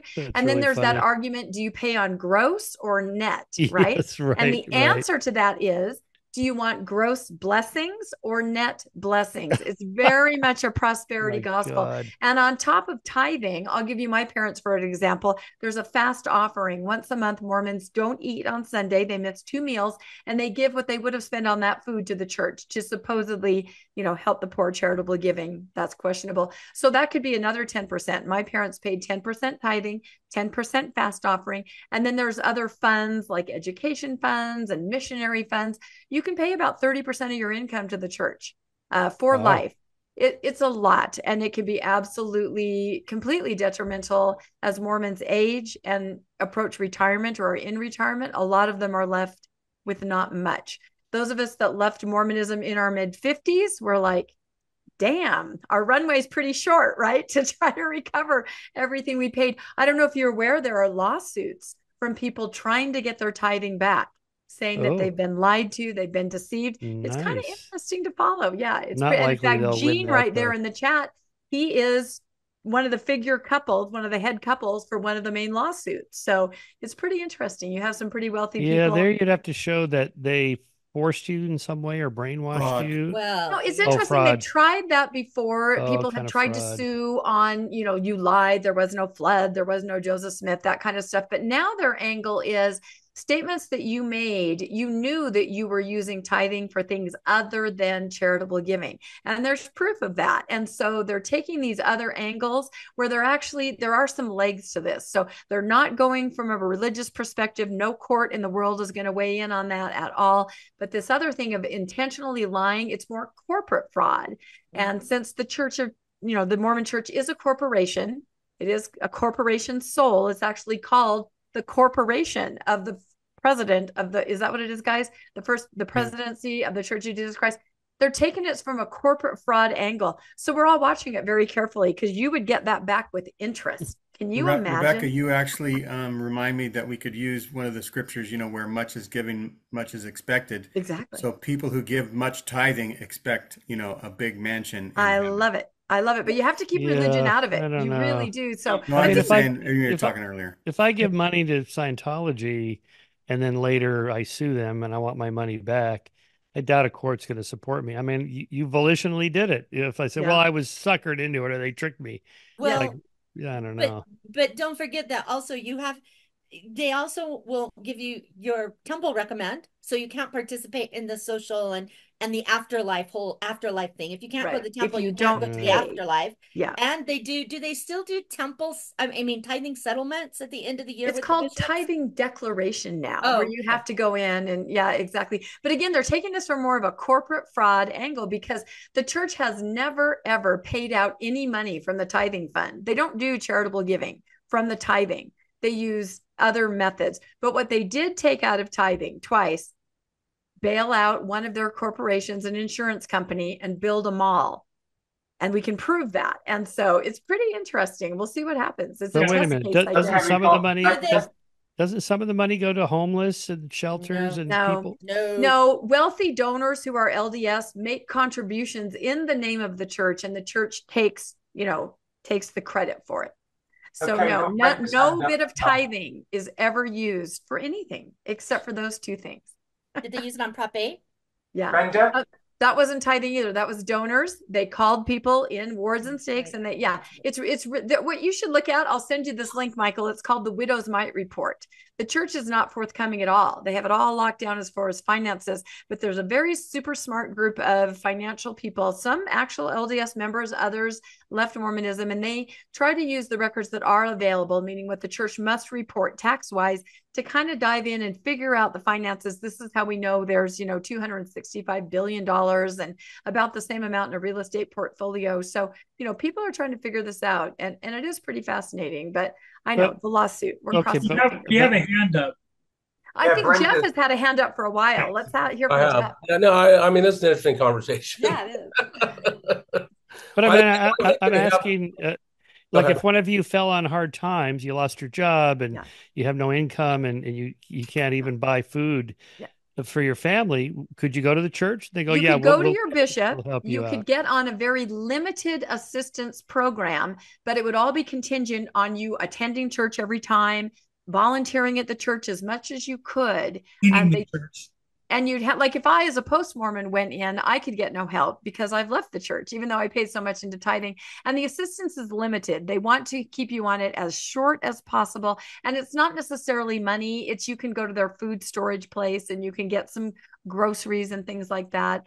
For example, when the mortgage crisis hit, 2008, the word went out, not paying any mortgages. That is not happening. Don't ask any church leader. That's not happening. So it holds itself up as a big charitable player in the world, the giving machines at Christmas time, but it's usually just a middleman.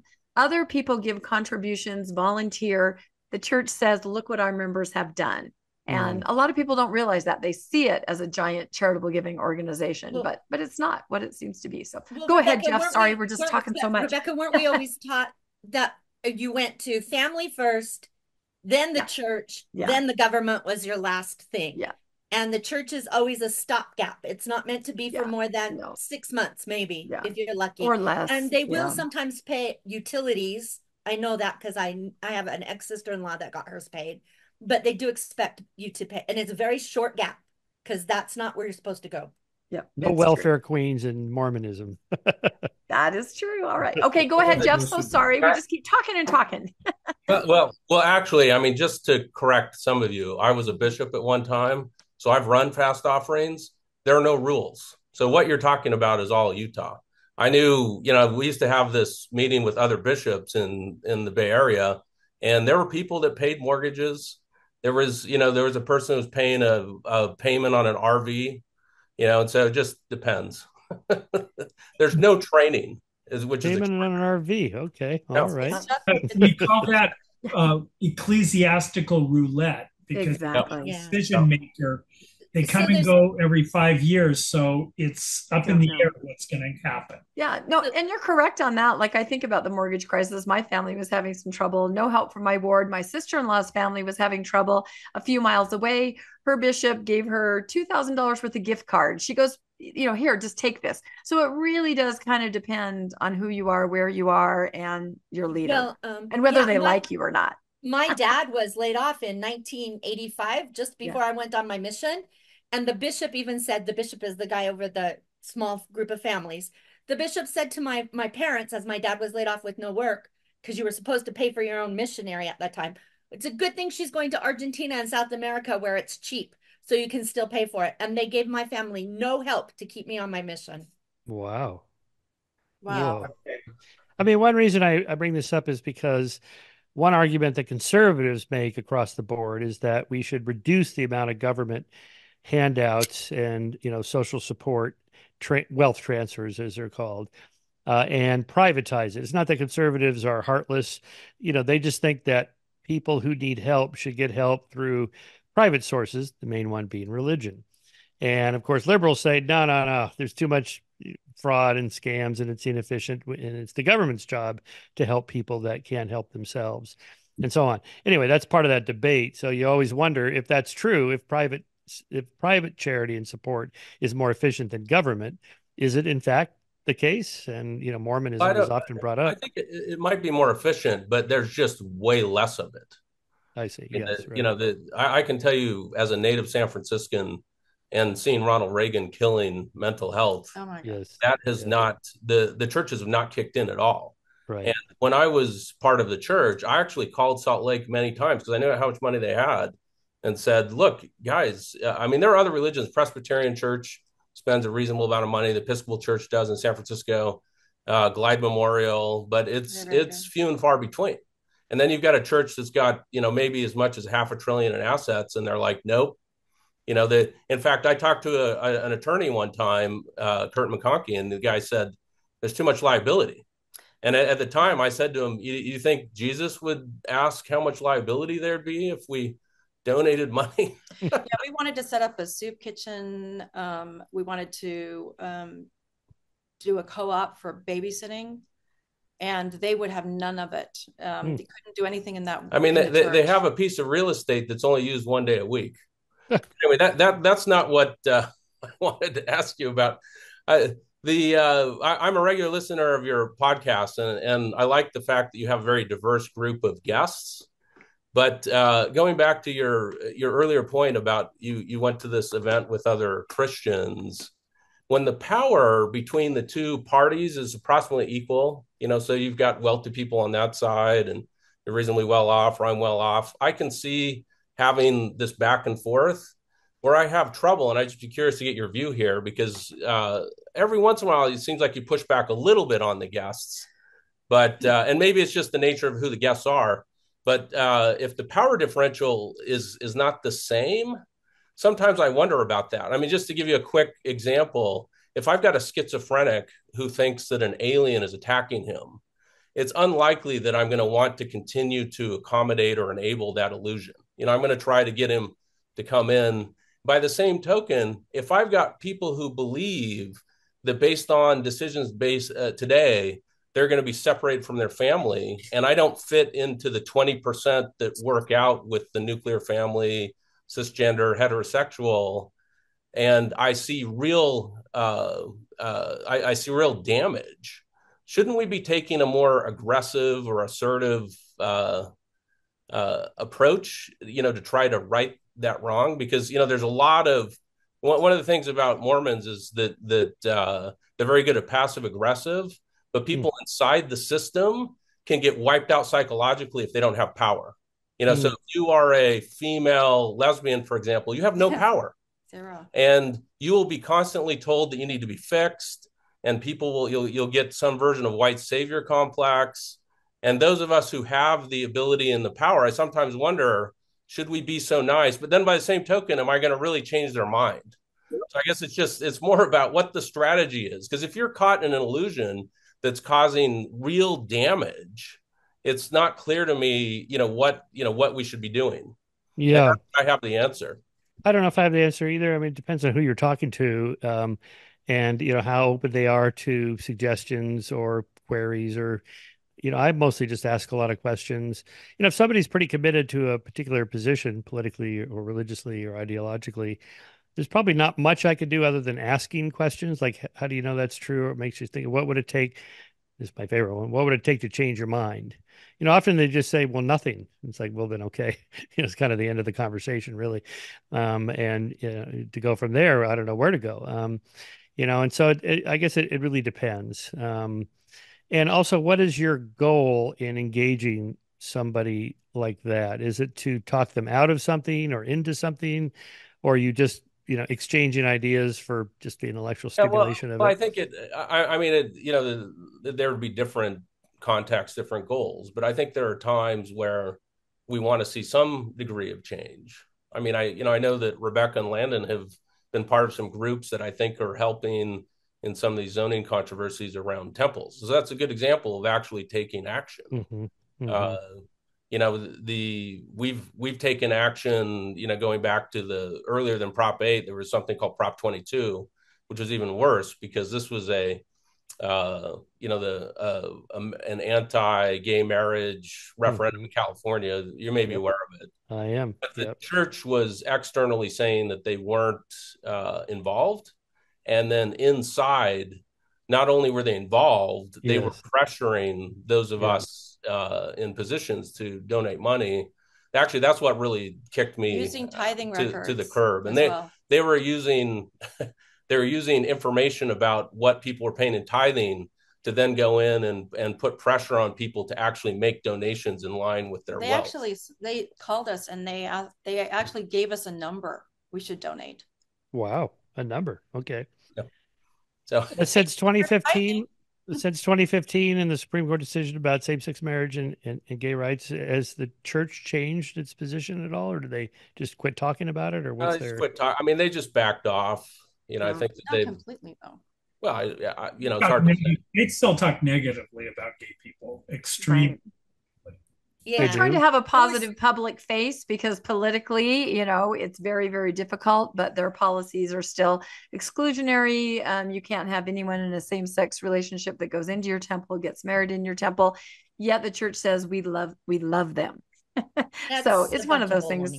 A lot of religions. So a Mormon couple, lesbian or gay, could not get married? Oh no, you'd be excommunicated as soon as you were married. Even now, that depends on who your bishop is, and that could depend on your bishop. We've podcasted with some that are and aren't, but it's always dangerous depending on who your leader is. So if you have a lot of, for the most part, you're going to be at least disfellowshipped. Yes. So my wife going to be some kind of discipline. Disfellowship, not excommunicated. Yes. Right.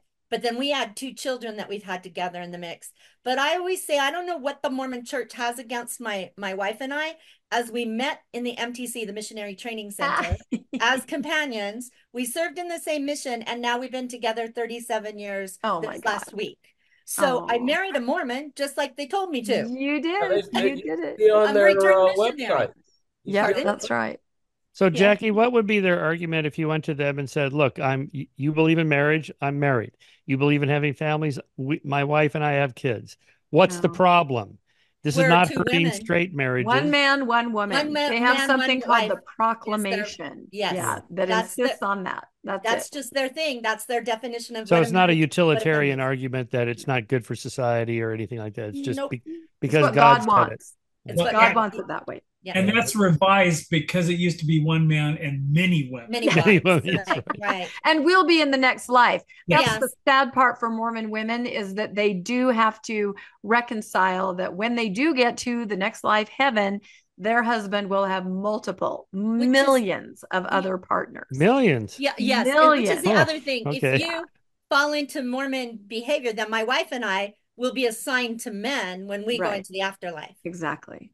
Oh, if you make it because of your lifestyle. That's right. So yeah, they're a lot like other. But what if you, Jackie, what if you just said, look, I'm not attracted to men. I don't it get doesn't aroused. matter. Then they say, it doesn't matter. It doesn't matter that my family is 6 generations Mormon, settled, Brigham Young, Salt Lake Valley. It does not matter. It doesn't matter that I went through the temple. My wife went through the temple before we went mission. It doesn't matter. It's all that it comes down to: one man, one wife in this world. God will fix them in the resurrection. God will fix them. But the good part is that a lot of families are stepping away from the church because of treatment of relatives, children, because, you're close to people, you love them. In the past, Mormons would shun their family members and disown them. But in this era, families tend to support their loved ones and say, you know what, I'm sorry. For me and my family, I'm going to love my Jackie, and I'm going to stick with her. I'm not going to put her aside. And so a lot of people are stepping away from the church because of treatment of their LGBTQ friends and neighbors and the children of those relationships as well. Our daughter is 28 and our son will be 25. So their grandchildren, their cousins, their niece and nephew have been treated poorly by the church as well. Because our ward was all about go out and get them and save them from their mothers. Yeah, exactly. Yeah. Yeah, it's a dicey thing. So I have a question for you. So part of the book that I really liked was all about, aging and living forever. And I just loved everything, be it like the brain upload or just all of it. It's just so amazing to think about. And then I started to realize, but isn't religion going to stop all of this like they always do? Right? It's so dangerous. Religion always stands in the way of progress. Well, it does sometimes, yes. But, the rise of the nuns and people are far less religious than they used to be. Those trends are pretty strong still by any measure across the Western world anyway. First in Europe, but now finally in America in the last 15, 20 years or so. The number of people who are religiously affiliated, that is, they tick the box for their religious affiliation, they tick the box for none. That's about a quarter of baby boomers, about a third of millennials, and about half or more of Gen Z. So the trend's in the direction of becoming less. Now, they're not necessarily atheists, but, they're not affiliated with any particular religion. So that's good. And, what are they doing? Where are they finding their meaning in life and all that stuff? Well, through secular values and institutions and social capital and so on. You don't need religion for that. So I think that's encouraging. Will religion stop the progress? Well, there is a movement now that could develop in the 2024 election called, you're familiar with Project 2025. It's been in the news a lot. Trump is kind of distancing himself from that, even though J.D. Vance wrote the foreword for the book on Project 2025. So, but what is it really promoting? Really, it's promoting Christian nationalism. Now, I don't know how this affects you guys. Oh no, Mormons are very much in that movement, very much. They want to return America to the Christian nation that it was when Jesus helped Jefferson write the Declaration of Independence. Yes. Only we add Moroni. Our Book of Mormon prophet also was there when George Washington was, we add our own Book of Mormon flair. But don't forget that Jesus came to the New World to teach the people that were here. On his way to heaven, he stopped by America. Yes. Exactly. Yeah, I'm always curious how Mormons today are handling all the genetic research on Native Americans. We know the migratory pattern. We know it within a few thousand years of when they came here. We know where they came from and so on. And it does not comport with the Mormon story. No, they have apologists who spin those stories and they say, we never told you that they were that. They were just a small group. They have all kinds of ways. And, people they experience the cognitive dissonance, but then they have to make it fit their paradigm because they want to stay in the church. So, okay, we've got some more hands up. By the way, Jesus was British, otherwise he'd never been able to speak English. That's right. We'll go Nancy, Bruce, and then Luann, please. Okay, my question is I've heard religious people say that if you don't believe in an afterlife, you have no motivation for being a good person, for having a good moral compass, if you're not afraid of being punished in the next life. What is your response to that? I have a couple of responses. One is, if it turned out there wasn't a God, or you were, got convinced that there was no afterlife, would you just start pillaging and raping and thieving and burglaring and treat people like crap? Is that an indictment of your character, that this is the only thing holding you back? Now, most people who are thoughtful will go, well, no, I don't want to be thought of as, I'm an actual evil person, but for this thing hanging over my head. So that's one angle. You can do it that way. But another approach that's not quite so confrontational is, that shouldn't you do those things anyway, regardless of whether you get rewarded in the next life? Isn't it good just to be a good person? Shouldn't you be helping other people just because it's good to help other people in its own right? That is, people should not be treated as a means to an end, but as an end in themselves. This is basic Kantian philosophy, the categorical imperative and all that stuff. Most of our modern morals today come from secular philosophers, secular philosophy, not religion. And, it doesn't take much to show people that. You just have to go back in time to see how, religious people treated other people. Like, just go back to the mid 19th century justifications for slavery in America. And, most of the people that resisted the abolitionists, proponents of religion will point out that, the Episcopalians and, people like Wilberforce and some of the advocates for the abolition of slavery were Christians. That's true, but their major opponents were Christians who said, "Oh, no, you're wrong. God absolutely endorses slavery. It's all over the place in the Bible. Just read the Bible. It's in there." And everybody knows, whatever you want to make the argument, that blacks are not truly human, or they're inferior or whatever, they have a better life as slaves than they would if they were people just in Africa. We're saving their souls. They get to live forever as part of our religion. This is better than they had it in Africa, and so on. You could read the justifications by preachers in the 1850s. I've read some of their sermons. They're horrifying to read today. But these are your fellow Christians who, in the name of Jesus, want to enslave black people. And that's very common throughout history.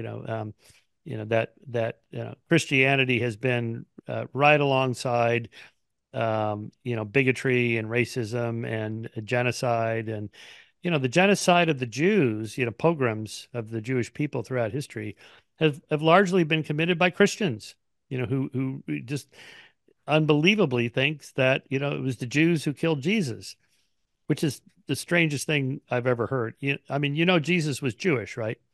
You realize that? Right? This is one of the things I say to people. He was Jewish, right? There were no Christians before Jesus. Jesus was not a Christian. Okay. And in any case, according to Christians, he had to die in order to save us from our sins and all that stuff. And so shouldn't you be thanking the Romans and the Jews for killing Jesus as part of God's plan? Anyway, the whole thing is fraught with that. But the larger point is that, that's always been the case historically, is that religions follow whatever else is going on in culture at large. I've got a quick question. Our book club's starting next month, our 5th year. So we've completed with this month 4 years of meeting monthly. Any new books that you've been reading on the horizon or recently that Oh gosh, yes. Well, so sure. Mike? Just look at my I have some here. I recommend Catherine Stewart's book. What is this called? The Power Worshippers: Inside the Dangerous Rise of Religious Nationalism. Oh, yes. So she was on the show. She's coming back on to discuss Project 2025, and she's doing an article for Skeptic on that. Just look on my podcast list. You'll see a whole bunch of these people. Let's see. Hang on for a second. Here is Paul Seabright's new book just came out. He's coming on next week. What's this called? The Divine Economy: How Religions Compete for Wealth, Power, and People. This will really interest you. I bet I haven't read the book yet. I have 2 weeks to read this monstrosity. Let's see if he has Mormons in the index. I'm sure he does. would it be under He Mormons or better under? the wealthiest religion in the world at this point. Yeah. So Is that true? It It is can't. true. It can't be more wealthy than the Catholic Church. Come yes, on. they are. It Yep. actually Have is. you been to the Vatican? Come Yes. It on. actually is. Oh yeah, They Mormonism. Here don't we put go. it in the building; they put it in the bank. They've Yeah. got I see. billions. They in own stock. 3% of Florida, 3% of Nebraska. They're the fifth Wow. wealthiest landowner in the United States. And that's Wow. just their real estate portfolio. As far as Wow. cash in Okay. the bank, estimated, again, they don't put the numbers out, about 265 billion. That's probably a low estimate. Wow. And money coming in, very little money going out. So Here's another one. Well, I Wild. think- Here's another Wild Faith. Oh. This is Talia Levin, the author of the critically acclaimed book Culture Warlords: My Journey into the Dark Web of White Supremacy. This book is called, subtitled How the Christian Right is Taking Over America. Yep. So, I mean, there's a ton of stuff on this. I just had a couple of authors talking about the history of religion. Yeah. I mean, you just look at my podcast list. Those are all new nonfiction books. Almost all my podcast guests are authors of new nonfiction books. So, Michael, this yep. is one of the things that I'm watching, like, my family go through, and I think Mormons are a big part of this Christian right movement, and there's a lot of militias in Utah and in Idaho. I have two brothers that are part of that, and one of the girlfriends went to January 6th, and these are preppers, and they're stocking ammo and weapons, and they think there's going to be, they watch Fox News, and if you only watch one news program, you're only going to get that, like, this vitriol for the other. And it's quite scary as I talk to my family whenever I have to go up to visit. And I think that this is such a dangerous time for Christian people, because they're always like, they're kind of dupable because of the way that they're taught. And I grew up in Utah, and I went to high school in Utah, and we didn't really have much. We didn't have a very good education, especially when we're asked to question things. We're never asked to question things, and we were never really told how to evaluate truth or evidence. So I think that there's a whole group of people that are very vulnerable. And now the rhetoric is, well, we want to control our women. We want to control our families. And it creates, and we also don't want you to go to school. This is our new rhetoric that, school is just for woke liberals. Yeah. So homeschooling is big there. Yeah, it's very, very good at this kind of rhetoric is very good at building a control center where you have to listen to one person. I take it most of these people are Trump supporters. They're MAGA people. Yeah. So how do they justify Trump's, personal life, which is, not exactly, let's say, family values and religions? Joseph Smith and Brigham Young were not family value people. Yeah. Okay. No, but they don't. They say that it's a conspiracy. Some of the stuff. Oh, it's not really true. I see. That's what I've heard. No. He's the anointed. He's the anointed Cyrus. Oh, I see. Yes, right. So Flawed Cyrus, I've heard this. Cyrus was not a great guy. He slaughtered people. Right. Right. Was effectively, didn't believe the Jewish God. And yes. They think Trump is the anointed one. Yes, he thinks so. I mean, actually, all of you should be very worried about something called the New Apostolic Reformation, which I don't know why. Yeah, what is that? I've heard that. What is that again? It's a group of evangelicals that claim they've been called to be prophets and apostles. It started in the 90s. It's picked up speed in the 2010s. It sounds a lot like the beginning of the Mormon Church, to be honest. If you read their stuff, they have this call, and they're very apocalyptic. But my understanding is they have the ear of some of Trump's entourage. Now, again, who knows what Trump will do because he's crazy and not very He smart. doesn't know what he's going to do. No. We've It's a got, little worrisome. I if mean, we when can Trump get says, to I don't know anything about Project 2025, I didn't read anything. I actually believe him because he doesn't know much about anything. He doesn't read anything. So it's, okay, Luann. Okay, we're going way back. My question, and I apologize, I'm still reading the book, so maybe the answer was in the book. But with the scientific movement towards living forever, how does this relate to population growth? To having babies, for example. oh, interesting. Yes. Well, there's been that's a really good question because of late, as you know, if you follow social media, especially Elon Musk, there's been a concern about the coming birth dearth. Most Western countries are now below replacement level. And so not only do we not have a overpopulation problem, we're soon to have an underpopulation problem. Now, this is a problem more economically than politically or ideologically or religiously, but that's the idea.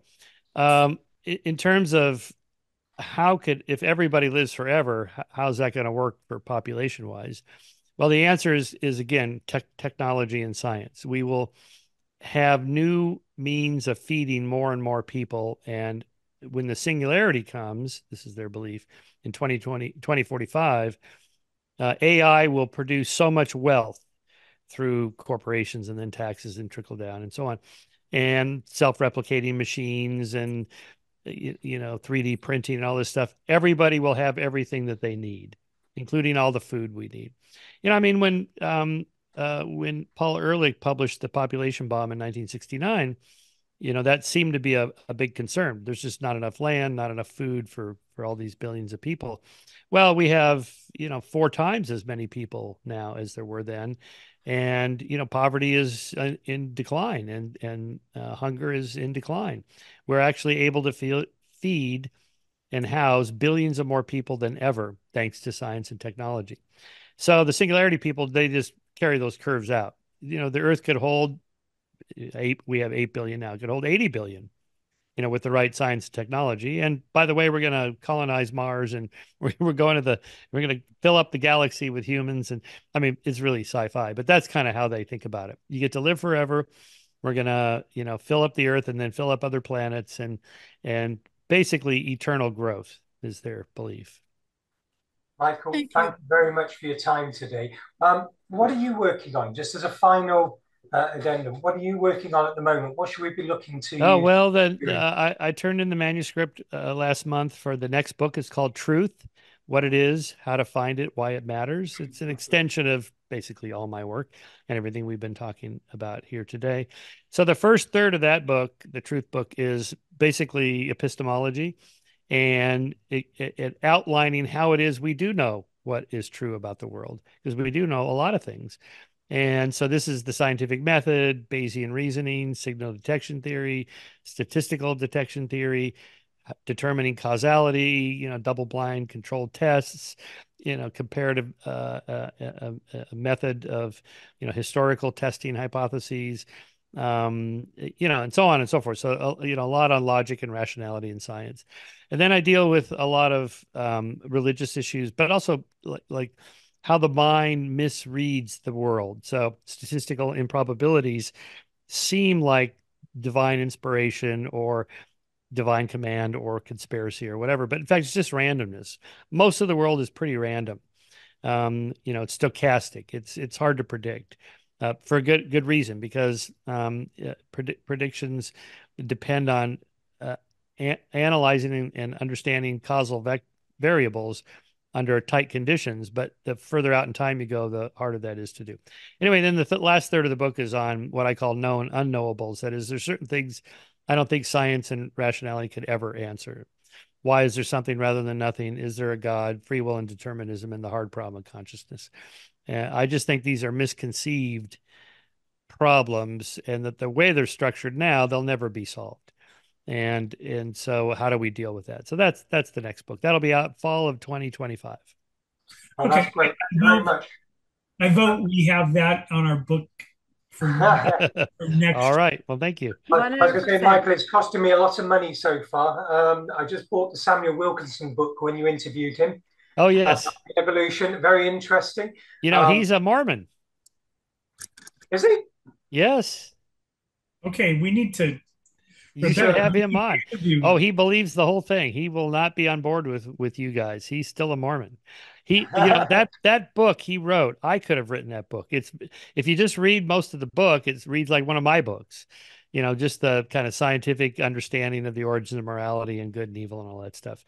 But then you get to the end, and he's like, by the way, I'm a Mormon. And, I think God kind of put all this stuff in us and it built it into the world. Like, wait, what? So if you listen, yeah. Anyway, we deal with that a little bit in the podcast, so that he was a little uncomfortable with that, because his book is not why Mormon. It has nothing to do with Mormonism. It's a purely secular book. But yeah, you should have him. And he's a super nice guy, very smart, good guy. Thank you very much. I'm going to hand over to Rebecca, and I'll be in touch very soon. Rebecca, thank you. Thank you so much, Michael. We loved it. Thank you. All right. Great You're to welcome. see you again. Thanks Thank for having you. me. Enjoy the rest of your day. Okay. Bye-bye. Bye-bye. Thank Bye-bye. you. And let me know when you post this, and I'll repost it. Yep, for sure. We absolutely will. Okay. So, Bye-bye. okay. All right. Excellent. Okay. So, wow, that was pretty amazing. I do have a little blurb to read for next month's book, since nobody has signed up yet. I hope somebody will sign up to be the discussion leader. Let me find it here. Next, sorry, I said week, month. Yeah, time goes fast here. Okay, let me get down to it here. Okay, next month, we are going to be reading The Subtle Art of Not Giving a You-Know-What by Mark Manson. This is going to be September the 8th at 11 a.m., back to our regular time. It says, finding something important and meaningful in your life is the most productive use of your time and energy. This is true because every life has problems associated with it, and finding meaning in your life will help you sustain the effort needed to overcome the particular problems you face. Thus, we can say that the key to living a good life is not giving a you-know-what about more things, but rather giving a you-know-what about the things that align with your personal values. So I think this will be good. It's not a very long read, and I think this will be really interesting. And if, again, anyone's interested in leading this discussion, text me, message me, Facebook me, put it in the chat, whatever you want to do. So let's quickly go through our last couple slides. Just to remind everybody, these are recorded. You can find them on the Good Book Club for Post-Mormons on YouTube, or just look up the Good Book Club wherever any podcast is found, where you like to listen to your podcast. And you can catch up on past meetings from the last couple of years. Let's see what else we have. Oh, another thing that we do, we have a Facebook page called the Good Media Club, where we just kind of curate media that's out there having to do with Mormonism, post-Mormonism. So you can just find that on Facebook and join if you want to be made aware. We also, of course, Landon and I have Mormonish podcasts, where we have a lot of the guests that we have on book club, and also talk about a lot of the topics that we talk about in book club. So that's fine. You can find that anywhere. If you'd like to join the Good Book Club, if you're not a member yet, you can email me at thegoodbookclub@mail.com, and you can receive links and information that way if you're not so much into social media, or you can just find us on Facebook and Instagram. And if you do email me, it sometimes goes to spam. I'll always respond, so make sure you check that out. So I will say thank you, everybody, and we will move into our mix and mingle and stop our recording. Thank you.